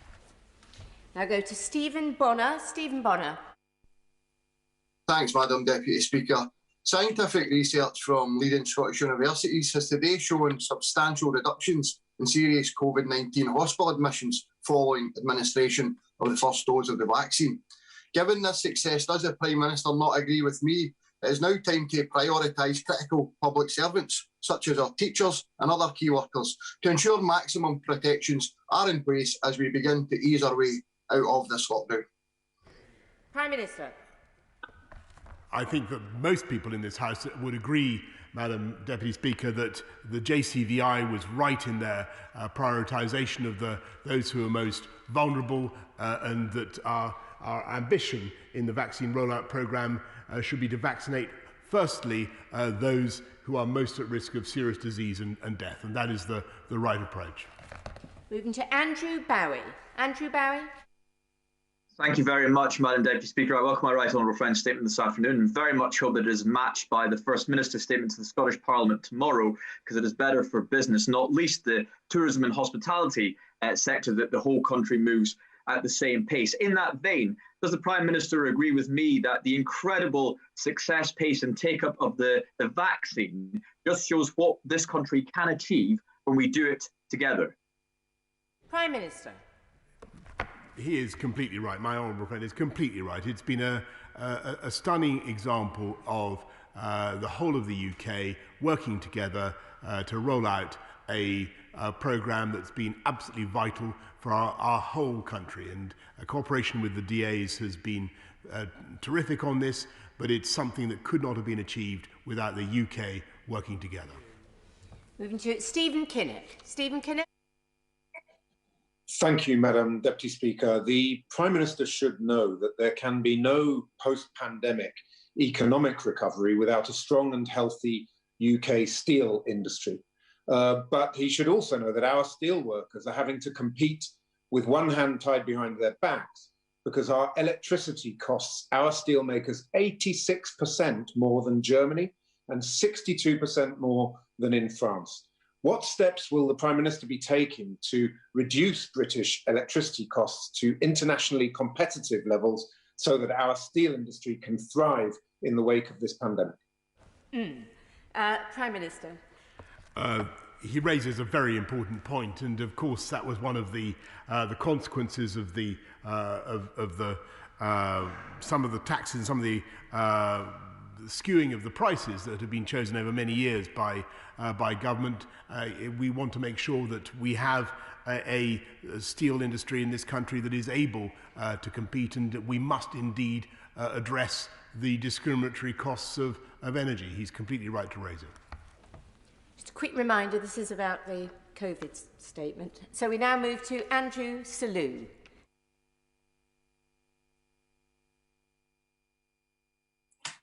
Thank you very much on behalf of Whipsnade Zoo. But will the Prime Minister now instruct that a further test case be taken to the courts so that those hospitality businesses whose business interruption insurance is still not paying out can get the relief that they need, having paid thousands in premiums for decades in some cases? Prime Minister. I do hope that the businesses concerned receive the the compensation that they are owed and deserve from their insurance packages. But in the meantime, I would just urge him to look out for what the Chancellor is going to say next week by way of continued support. Now go to Naz Shah. Naz Shah. Thank you, Madam Deputy Speaker. I do welcome the roadmap that has been put before the House this afternoon, certainly because Bradford has had extra restrictions since July. And my question really to the Prime Minister is, he has outlined that hospitality, the industry, will be open by the 12th of April, but wedding industry won't be till June the 21st at the larger venues. That's another 10 weeks for some businesses. That 10 weeks could be the difference between closure and bankruptcy. And we have some amazing wedding venues in Bradford. It's a big part of our industry here. And they can open like restaurants with 2 meters apart. So I'd urge the Prime Minister to reconsider whether we could look at wedding venues being opened sooner. And I would invite him to come and look at some of our amazing wedding venues in Bradford West. We have so many beautiful ones. Prime Minister. Well, I'm very happy to take up her invitation to visit the beautiful wedding venues of Bradford. I know they have an extraordinary, they do an amazing job there. But just an answer to her point, we can't do full Cecil B. DeMille weddings earlier than June the 21st. We can do smaller weddings before then, as she knows, but at least the great businesses she talks about now have a date to think about and to aim for. Richard Fuller. Thank you very much, Madam Deputy Speaker. May I thank the Prime Minister for his statement, and in particular the inclusion of dates that help businesses plan.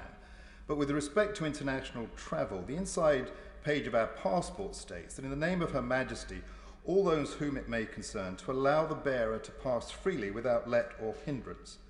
And with regard to quarantine hotels, may I remind the Prime Minister that just because a policy is popular does not mean it is right. Prime Minister. I have a high regard for my honourable friend, who I've known for many years, and I know he speaks for many in our party and beyond in what he says. These are very difficult judgments to make, as I know he appreciates. But I think that it is right when you're facing a pandemic like this and the risk of new variants to have a very tough borders and quarantine policy indeed. Now move to Janet Davey. Janet Davey. Thank you, Madam Deputy Speaker. The Prime Minister has been asked several times about how the government procured contracts during this pandemic. My question to the Prime Minister is slightly different, and if there are any plans for the government to claw back on any of the funds on pandemic contracts that have failed, for example, delivering unusable or unsafe PPE at the great expense of the taxpayer. Prime Minister. 99.5% of the PPE that we have received has been of a high standard, but of course where people have fallen down on their contracts, we will claw back the money that we've paid. Now move to Paul Bristow. Paul Bristow.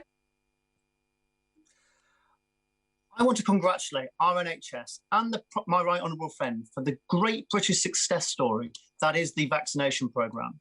Because the UK is ahead of others on vaccination, we can open up sooner. My right honourable friend said he would focus on data, not dates.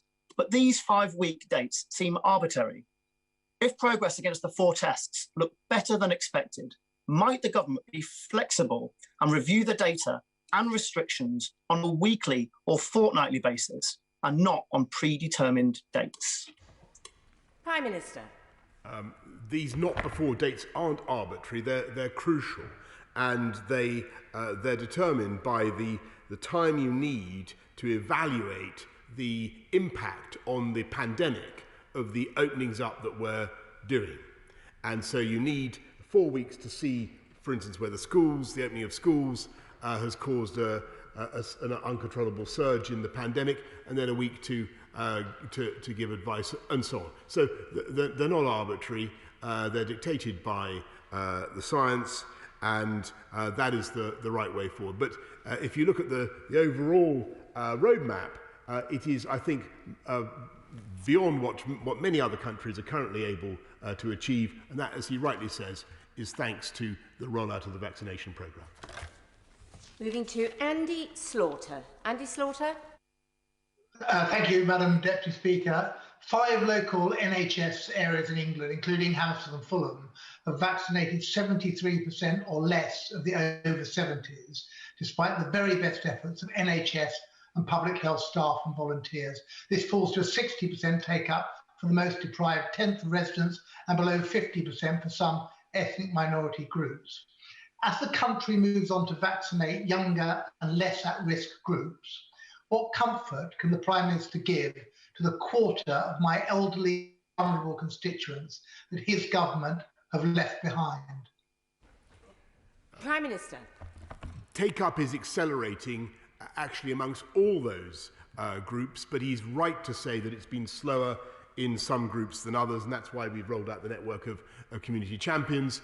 But it's also important for him and for all of us ourselves to champion the uptake of vaccines across all our communities in our constituencies. Now moving to Mike Wood. Mike Wood. Thank you, Madam Deputy Speaker. The vaccine rollout has been more successful than even the most optimistic of us could have predicted in December. And while the Prime Minister is clearly right to insist that this roadmap must be irreversible so that we don't risk a further lockdown, will he make sure that if vaccinations prove to be as effective as we all hope, the government can still continue to review whether later stages might progress more quickly as long as the number of deaths and hospital admissions continue to fall? Prime Minister. He makes a very interesting point, which I'm sure that will have occurred to many other colleagues and to people up and down the country. I've given the reason for the interval between the dates that I've set out and why we need to be able to be certain about the impact of the relaxations that we're making, the 4 weeks plus 1 that we need. But the other point I would make, because he makes a very interesting point, the other point I would make is I think people would much rather have a date that they know is as certain at this stage as we can possibly be to fix on and to work towards, rather than more uncertainty and fluidity than we need. 61 withdrawn, so we go to James Wilde. James. Thank you, Madam Deputy Speaker. Last week I met Kathy, the practice manager, and the team including volunteers at St James Medical Practice, who vaccinated thousands of people in northwest Norfolk. Will my honourable friend join with me in paying tribute to them and those other sites in Kings Lynn and Snettisham who are making it possible to reopen our hospitality sector, albeit more slowly than some would want, as well as, very importantly, reopening our schools and other businesses in the coming weeks? Prime Minister. Yes, I do. And I thank everybody involved in the vaccination programme in northwest Norfolk, and I thank my honourable friend for championing the vaccinators. We go to Alison Thewlis. Alison Thewlis. Thank you very much. The APPG gaps in support heard evidence last week on how tens of thousands of women have been forgotten about during this pandemic. So will the Prime Minister meet with the Maternity Action, Pregnant Then Screwed, Bethany Power and Snala Joshi to hear how he can redress the balance and how he can redress the unfairness that those who were pregnant and on maternity leave have faced during the pandemic? Prime Minister. She raises an important point. I'll certainly make sure that the relevant minister receives such a delegation. Now move to Julian Sturdy. Julian Sturdy. Thank you, Madam Deputy Speaker. In view of the Prime Minister's sensible commitment to act on the basis of data, not data, which I fully support, can he clarify if there is scope and flexibility in his roadmap to go faster in relaxing restrictions if the vaccination programme proceeds more rapidly than expected and the data shows enhanced effectiveness of the vaccine as more of that data comes forward, resulting in radically reduced transmission and hospital admissions? Surely, if we're following the data, that flexibility has to work both ways. Prime Minister. This is all. I'm very grateful to my honourable friend. This is already a very fast unlocking programme by other international standards. The timetable is dictated, as I've explained, by the intervals we need to evaluate the effect of each successive each successive lockdown. And I think what people want to see, what businesses want, is as much certainty as possible rather than uncertainty. And that's what we aim to provide. Going to Ben Bradshaw. Ben Bradshaw. Forgive me, Madam Deputy Speaker. I didn't hear the Prime Minister's reply just then because one of the Zoom operators was talking to another member. But the Prime Minister is absolutely right to say that we should be driven by the data and not dates, and that his dates are therefore subject to review. But given the stunning success of the vaccination programme, with the evidence today of how it prevents serious illness and death, why is he not prepared to bring his dates forward as well as back if the data justifies that? Prime Minister. He didn't hear my answer to the last question, so I'll repeat it because his question is really identical to several previous questions. The answer is that you need time to evaluate the success or otherwise of each lockdown, of each unlocking. And you need 4 weeks to see what's happened. And bear in mind, Madam Deputy Speaker, that we are dealing with a disease that is extremely contagious and large numbers of people who are still unvaccinated and still very vulnerable. So we have to proceed with caution. So that's why there's the interval, the 4 5-week interval that we have. And the second reason is that we want a timetable that we can stick to. And I think people would really much rather have a sense of certainty and security, the maximum possible certainty and security, rather than any sense that it's fluid again and they could move one way, or the date they have in their heads could change. And I think that is very, very important. Certainty in this particular case, in this particular roadmap, is of great value. 66 withdrawn, so we go to Geraint Davis. Geraint Davis. Thank you, Madam Deputy Speaker. Prime Minister, in Wales, excess deaths over the 5-year average are 13% more compared to 20% more in England. So will the Prime Minister ensure on the UK government website that it says if you live in more highly infectious areas of England, you should not travel to Wales? Prime Minister. The restrictions throughout the country apply both in England, Wales, Scotland and Northern Ireland. They will continue to apply for the duration of the pandemic. Moving to Robert Halfon. Robert Halfon. Thank you, Madam Deputy Speaker. I really welcome the Prime Minister's statement, which will give certainty to businesses and constituents in Harlow. And it's really good news about school reopenings on the 8th of March. Given that so many children have lost months of school, impacting their education, attainment and mental health, will he ensure that every pupil is assessed for their loss of learning and how much catch-up is needed? And will he consider extending the school day, not by putting an extra burden on teachers and support staff, but by using civil society to offer sporting activities, mental health support and academic catch-up where necessary? Prime Minister. I thank my right honourable friend. That's exactly why I've appointed Sir Kevin Collins to be the Educational Recovery Commissioner to champion all those ideas, all those initiatives that he's just rightly mentioned, and he'll be hearing more about that all later this week. Now going to Joanna Cherry. Joanna Cherry. Thank you, Madam Deputy Speaker. While the government's announcement that indoor care home visiting for one named person, one named relative, is to be permitted from 8th March, while that sounds like progress, the fact that this remains a matter for guidance only is very concerning. The Joint Committee on Human Rights has heard too many examples of previous guidance on this issue not being followed, denying meaningful visits when these might safely be facilitated.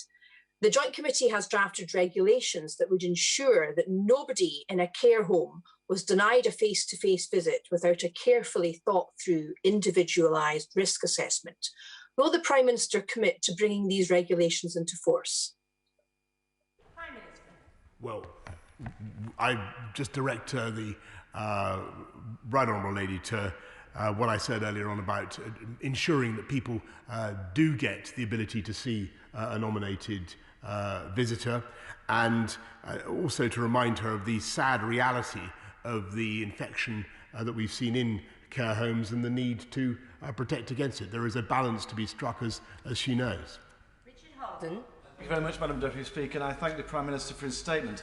Everyone, especially young people, small businesses in the hospitality and pub sector in North West Durham, but across the country, have made massive sacrifices to achieve the huge progress in tackling the pandemic.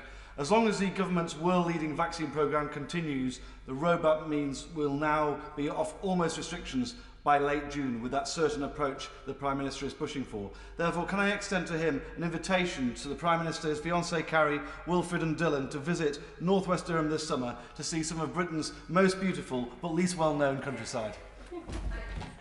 I thank my honourable friend. I can't. Wild horses wouldn't keep me away from North West Durham. I can tell him that. We now go to Asfal Khan. Asfal Khan. Thank you, Madam Deputy Speaker. Earlier this month, nearly half of constituents I surveyed reported severe levels of financial insecurity. Shockingly, almost a third also said they struggle to afford daily living costs. This is the financial reality of millions around the country. One respondent told me that they feel hopeless, utterly hopeless about their financial situation. The Prime Minister could now deliver some peace of mind for my constituents by agreeing to extend the support schemes that have kept many families afloat during this crisis. This includes expanding payments for people self-isolating. Will he do so? Prime Minister. We'll continue to look after people throughout the pandemic. Jacob Young. Thank you, Madam Deputy Speaker. Our vaccine rollout so far has been an amazing success, and I want to thank those at Eston PCN, Redcar Hospital, James Cook and the government for their efforts in delivering it. We're hitting targets and reaching new milestones each day, and soon we will have the Novavax vaccine made in Teesside to help us as well. Can I ask the Prime Minister when he expects this new Teesside vaccine to be approved by the MHRA? I was thrilled to go up to Teesside and to see the site where the Novavax vaccine will be made, and in fact to look at one of the bioreactors that will be used. I can't give an exact date by which the MHRA will give approval, but we're pretty confident, Madam Deputy Speaker, that it will be forthcoming before too long. Now going to Graham Morris. Graham Morris. Thank you, Madam Deputy Speaker. Is the Prime Minister aware of the Catch Up with Cancer campaign and the urgent need for funding to clear the cancer backlog? Otherwise, we risk turning the COVID crisis into a cancer crisis with tens of thousands more lives lost. Will he commit to the funding to create a world-class cancer service and work with the Catch Up with Cancer campaign to deliver the investment we need in the cancer workforce, in new equipment, and in the IT networks that we urgently need to tackle this backlog? Prime Minister. Yes, and he makes a very important point. That's why we're investing, I think, an extra £52 billion into the NHS, but also tackling the backlog caused by the pandemic in cancer and many other conditions. And I think the point that he makes should be attended to by all those who think that it is somehow that another wave of COVID is something we can simply put up with easily. Madam Deputy Speaker, the NHS is already under terrific pressure, and the more COVID we have, the more it displaces other vital treatments, as he rightly points out. Now moving to Ben Bradley. Ben Bradley. This morning, I visited the Manor Academy in Mansfield Woodhouse to see the amazing job they've done setting up COVID testing for pupils and staff. They're very keen to see their children back in school, as they know the inequalities that existed pre-COVID will only have been exacerbated by closures. So can my right honourable friend assure the House that wide-ranging support will be offered to schools to address not just academic issues, but the social and emotional challenges that many children will face as a result of those closures? Prime Minister. Yes, and one of the most important things I think you can do is not just supporting kids' mental health and addressing those issues, helping teachers to address them, but also investing in one-on-one tutoring that I think could be of massive value to kids who've come under particular stress, kids who've fallen behind, but also kids who may show great potential that needs to be unleashed. And so one-to-one tutoring is something we're going to be investing in heavily.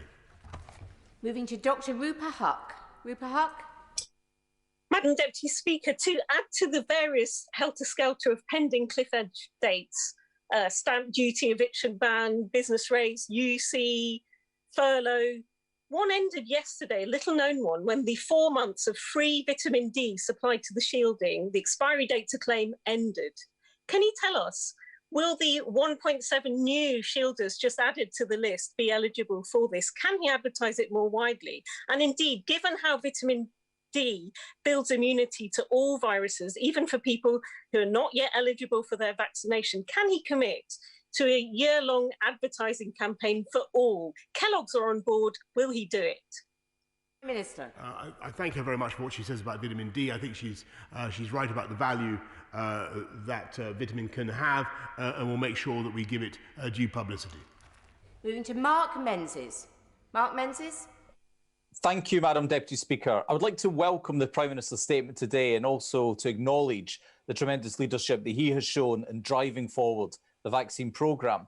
But as my right honourable friend is aware, tourism and hospitality sectors are vital to the foiled economy, and they are ready and willing to trade their way to recovery.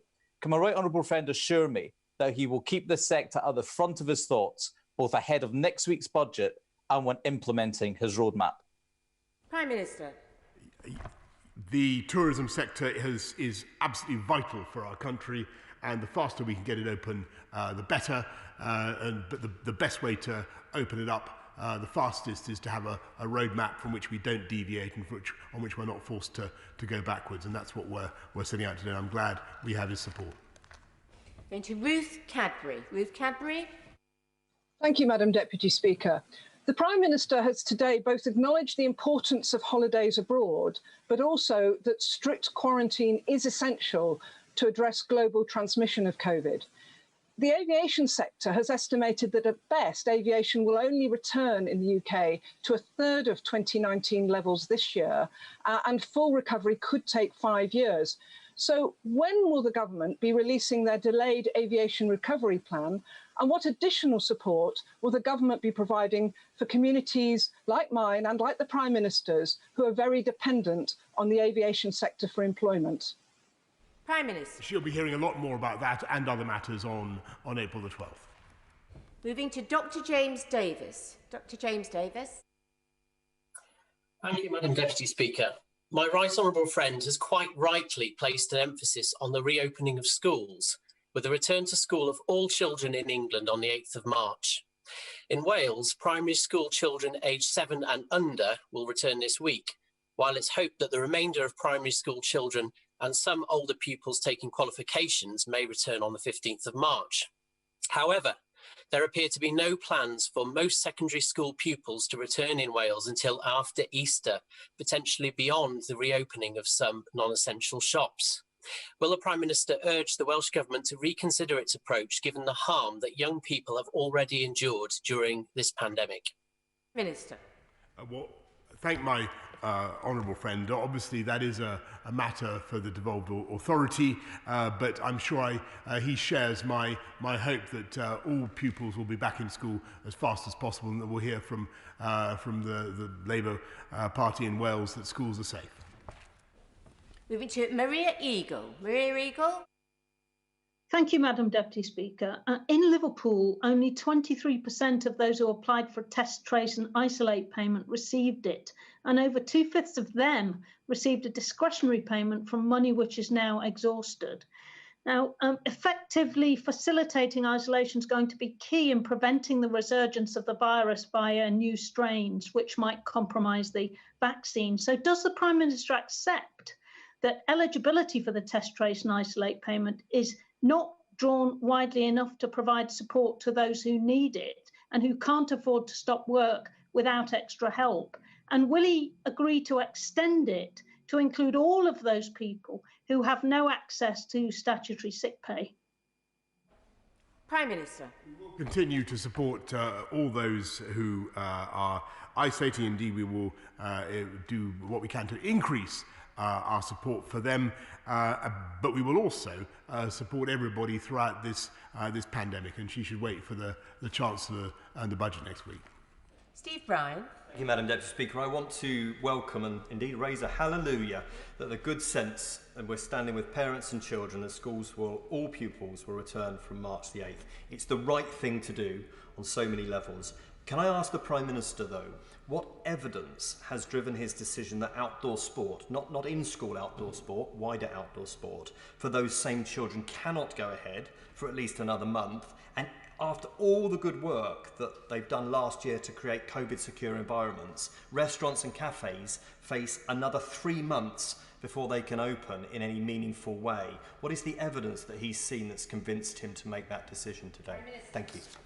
Actually, actually, outdoor sport for schools can go ahead from March the 8th, as I said earlier on, and the evidence for all the decisions that we've taken, a massive quantity of scientific evidence has been deposited today with the House. We now go to Yvette Cooper. Yvette Cooper. Thank you, Madam Deputy Speaker. Our COVID rates in Yorkshire have fallen much more slowly than in London and the South East, partly because fewer people can work from home and more people in our towns have to go out to work to keep our factories and distribution centres running. The Prime Minister keeps saying he's supporting self-isolation, but most workers are not getting that support, and that is particularly hitting our manufacturing towns. So will he think again? Will he extend that support, help those workers and help us get our rates down? Prime Minister. Thank her. We are indeed increasing our support, as I said, for people who are self-isolating, and continue to look after workers throughout the pandemic. But the best thing for all those businesses is to continue as they're doing in Yorkshire to get the disease down and keep it under control. I'm afraid we've mislaid Alex Shelbrook, but we will try to return to him. So we move straight to Vicky Foxcroft. Deputy Speaker, disabled people have been one of the hardest hit groups during this pandemic. Communication with disabled people and those shielding has been poor. Far too often, communications have been late and not in accessible formats. But the Prime Minister can seek to rectify this now. Will he provide a clear roadmap for those people shielding so they know when it's safe for them to rejoin society? Prime Minister. Yes, indeed, and it's here. It's the roadmap that she should have with her now, is online now, and the measures specifically for disabled people, for those shielding, are clearly set out. Now moving to Simon Clarke. Simon Clarke. Thank you, Madam Deputy Speaker. I congratulate my right honourable friend on his sensible and measured statement, just as I echo my honourable friend for Redcar and thanking all those across the Tees Valley involved in the vaccine rollout so far. Children and parents will be delighted that schools across England return on the 8th of March. I fear greatly that white working class children will have borne the brunt in terms of lack of progress in educational attainment during this time. Can I urge a specific focus on targeted support for those young people as we rebuild our country? Prime Minister.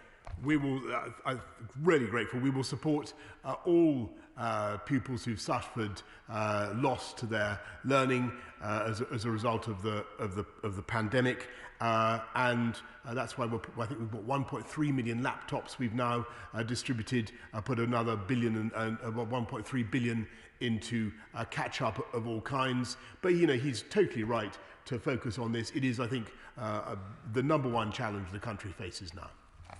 Smith. Thank you, Madam Deputy Speaker. Our university students, many of whom were not eligible for furlough for their part-time jobs, were already struggling financially. Today's roadmap suggests the vast majority of those students won't be able to return to their university accommodation until after Easter at best. They're legally being prevented from returning to accommodation they're obliged to pay for. Does the Prime Minister think this fair? And if he doesn't think it's fair, what's he going to do about it? Prime Minister.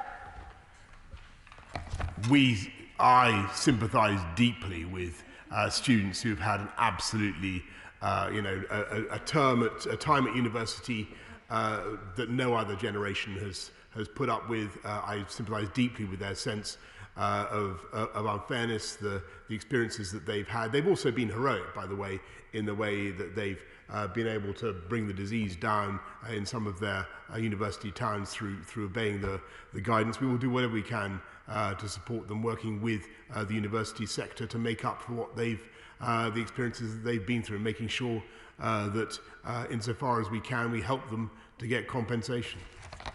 Mark Fletcher.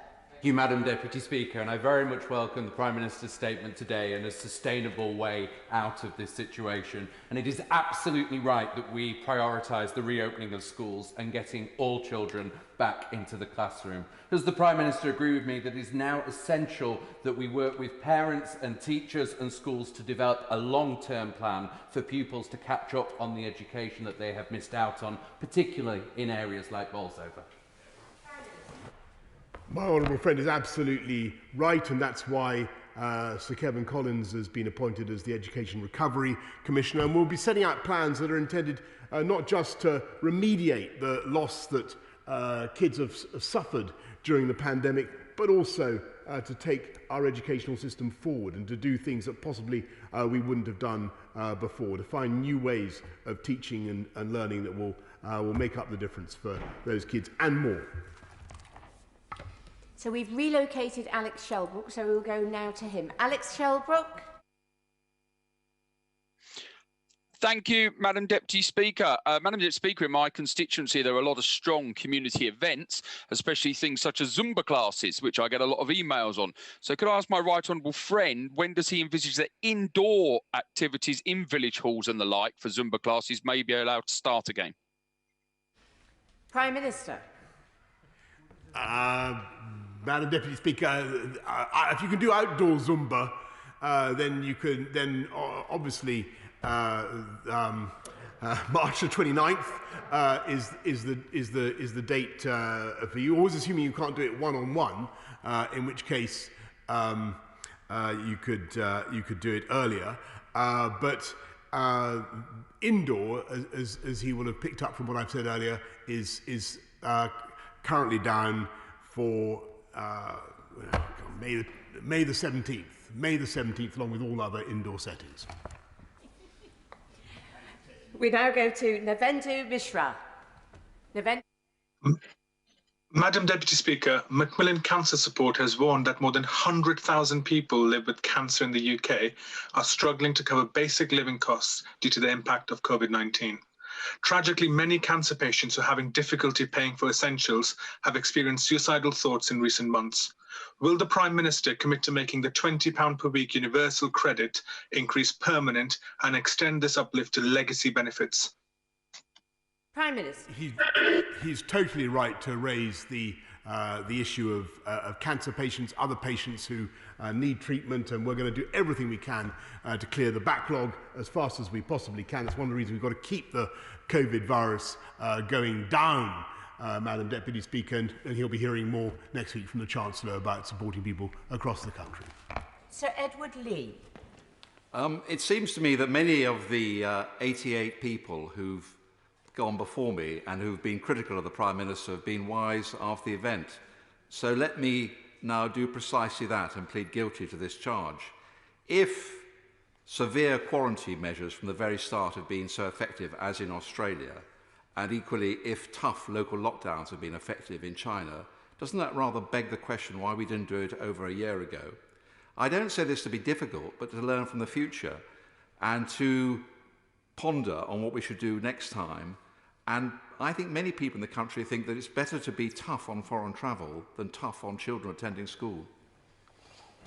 I think he speaks for many people in the country, my own friend, when he says that we do have a very tough regime on international travel, one of the toughest in the world, and we will certainly be making sure we learn all the lessons we need to about the early handling of the pandemic. Now go to Kerry McCarthy. Kerry McCarthy. Thank you, Madam Deputy Speaker. Events and exhibitions companies in my constituency are still struggling to get any support for lost business. The fact that they're not customer facing means they don't get the retail hospitality grant. The fact they haven't actually been forced to close, although they service businesses that have, means that they've lost out on the council's LSRG closed grant. They're not arts organisations as such, so they don't get the Arts Council funding. And the advice and guidance that is being given to local councils about what grants they should be giving to events and exhibition sector is incredibly vague and inconsistent. So what reassurance can the Prime Minister give me that in the Chancellor's budget next week, there will finally be help for those companies like the ones in my constituency that are just absolutely at their last legs? Prime Minister. I'm acutely conscious of the businesses that have fallen through the cracks, as it were. Madam Deputy Speaker, wholesalers, for instance, who find it difficult to qualify under one scheme or another. We're doing absolutely everything we can to make sure that we give the support that people want. There's extra discretionary funding available for councils to support such businesses, and she will be hearing more certainly from the Chancellor next week.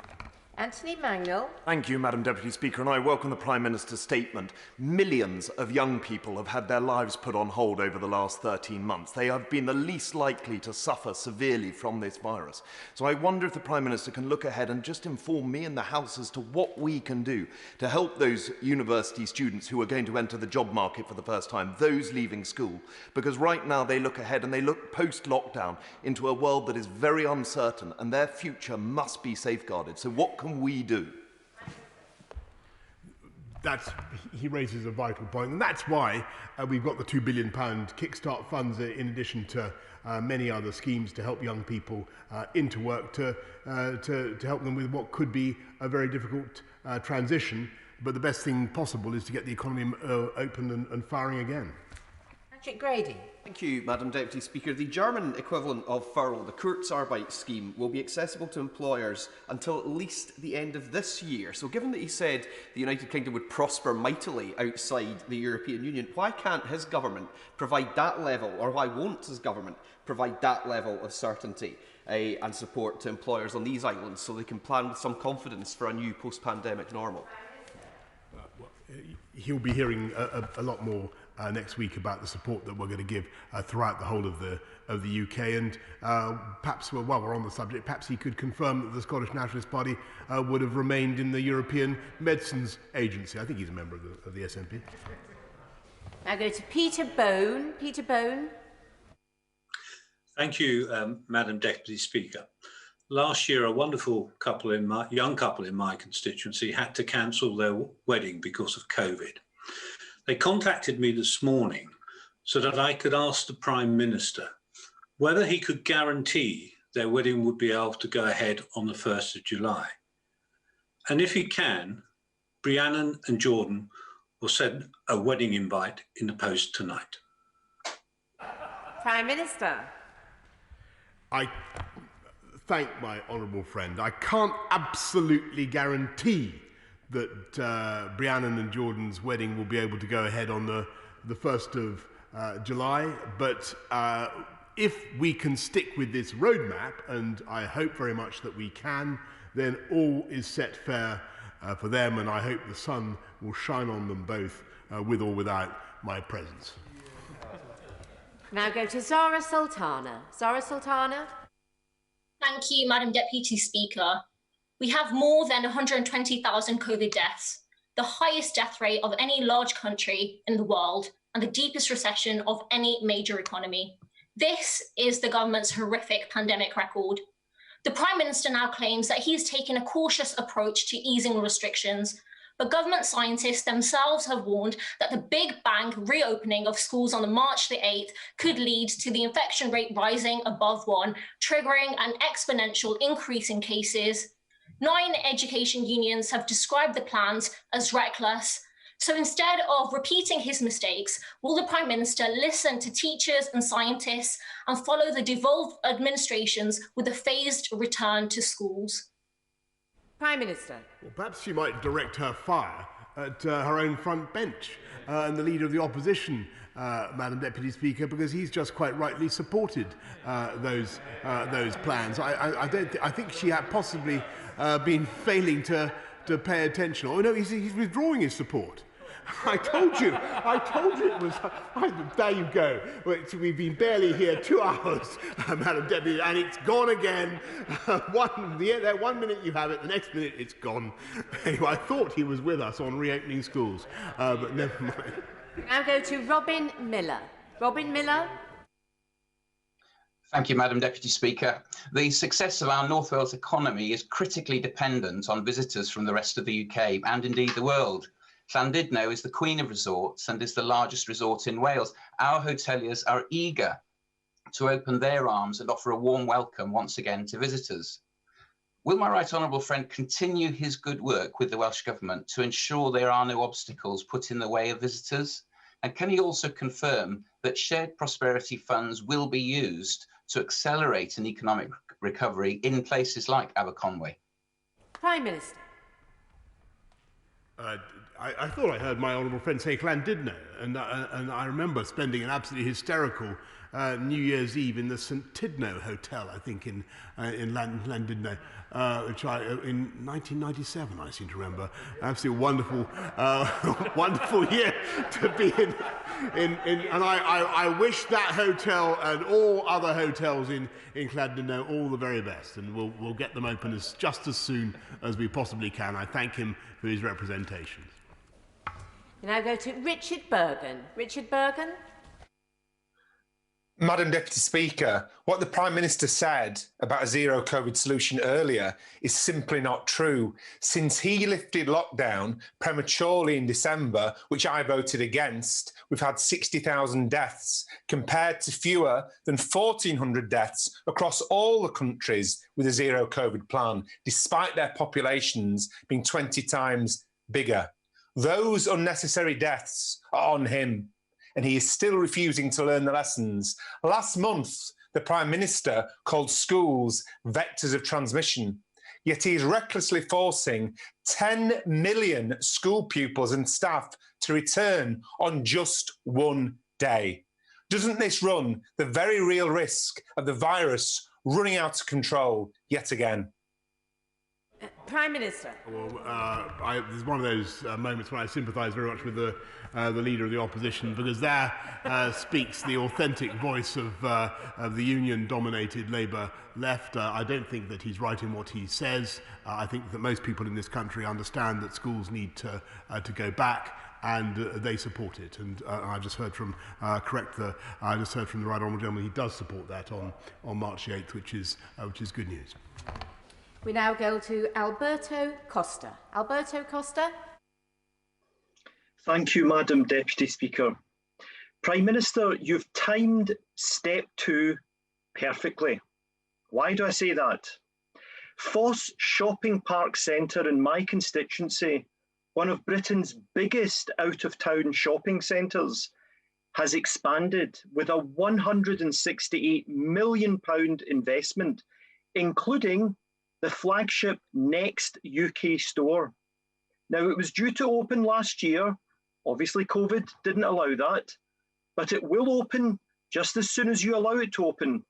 Will you do it the honours, come and cut the ribbon, and help boost consumer confidence across our country? Prime Minister. Well, non-essential retail, as I've told the House, will be opening on April the 12th. Whether I'm essential to the opening of Foss Park, I doubt, but I'm very grateful to him for the invitation. I'm sure that if I can't get there, he'll do a magnificent job in my place. We now go to Mohammed Yassin. Mohammed Yassin. Thank you very much, Madam Deputy Speaker. I'm very concerned about the large numbers of care home staff and black and ethnic minority groups who won't take up the vaccine. MPs and local authorities have been asking his government for weeks to supply the detailed data they need to identify and resolve vaccine non-compliance. As the Prime Minister knows, the vaccine rollout is a race against time. So will he make the data available today so we can ensure enough people take the vaccine to reach the herd immunity necessary to prevent another lockdown? Prime Minister. We're making as much data available as we possibly can. Clearly, you can't make people's medical records available because that breaches patient confidentiality.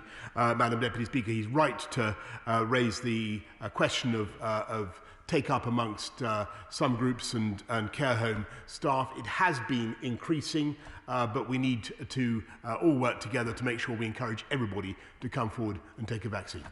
Sir Desmond Swain. Prime Minister raised the possibility of new variants having an impact on the plan. Ordinarily, the laws of natural selection will favour more benign variants. However, lockdown reverses that, favouring the more potent. So in addition to an urgency on the basis of the economic and social costs of lockdown, there is indeed also a scientific urgency to lift it, isn't there? Well, I defer to my honourable friend's doubtless superior understanding of the biology of the variants. But well, I just a couple of reassuring points for him. Number one, we think that we have no reason to think that our vaccines are ineffective in preventing death or serious illness against all the variants that we're currently aware of. And the second thing is that we're getting ever better, or our scientists are getting ever better at evolving new vaccines to tackle the new variants. Now go to Tim Farron. Tim Farron. Thank you, Madam Deputy Speaker. The Prime Minister is right to focus upon prioritising education and saying that outdoor activities are things that people can now do more freely, or at least will over the coming weeks and months. But he says nothing about outdoor education, which is an industry is of vast importance to us in the lakes and in the dales, and of great value to young people right across the country. There are 15,000 people employed in this sector, at least there were. 6,000 have now lost their jobs. If we lose that sector, it will be very, very difficult to ever get it back, and we will suffer hugely as a country if that happens. So will he agree to reopen outdoor education for residential stays from the summer term so that we take advantage of the skills that these people in outdoor education, the professionals there have, to help our young people to re-engage with a love of learning and to tackle many of the mental health issues that we face? And if he's not able to make that guarantee, will he at least do what has happened in Northern Ireland and Scotland and create and provide a bespoke financial package to support and to save our outdoor education sector? Right on, John, it's a really interesting point. As you know, indoor education is opening on March the 8th. So given that transmission is much less likely outdoors, I would have thought that a fortiori, outdoor education should be able to open on the same date. But I'll make sure that we get back to him if that should for any reason turn out not to be the case. I can't see why it shouldn't be the case, but we'll get back to him. Final question, Jason McCartney. Jason McCartney. Thank you, Madam Deputy Speaker. And as the owner of one of my local hair salons has just said, the future now looks a little brighter thanks to this roadmap. Will the Prime Minister join me in thanking the wonderful volunteers, GPs, pharmacies and nurses who have helped administer thousands of vaccines in my area? And finally, can he also make sure that the Chancellor announces in his budget support for the wedding, hospitality and event sectors who will have to wait just a little bit longer now before they can fully reopen safely? Yes, sir. I think he's caught the tone of it exactly right. That there is just a little bit longer to go now. The Chancellor will be setting out the support that we need to put in place for all the businesses that he mentions. I echo his support and his thanks for them, particularly to hair salons, which I look forward to being able to use without too much delay myself, Madam Deputy Speaker. Thank the Prime Minister for his statement, and am now suspending. Point of order, Steve Bryan. Thank you very much for that. The Prime Minister has obviously today outlined a very helpful roadmap for reopening our economy and our society. Can I ask the Chair whether any such plan exists for our House of Commons. The Prime Minister obviously referred to Parliament in his statement.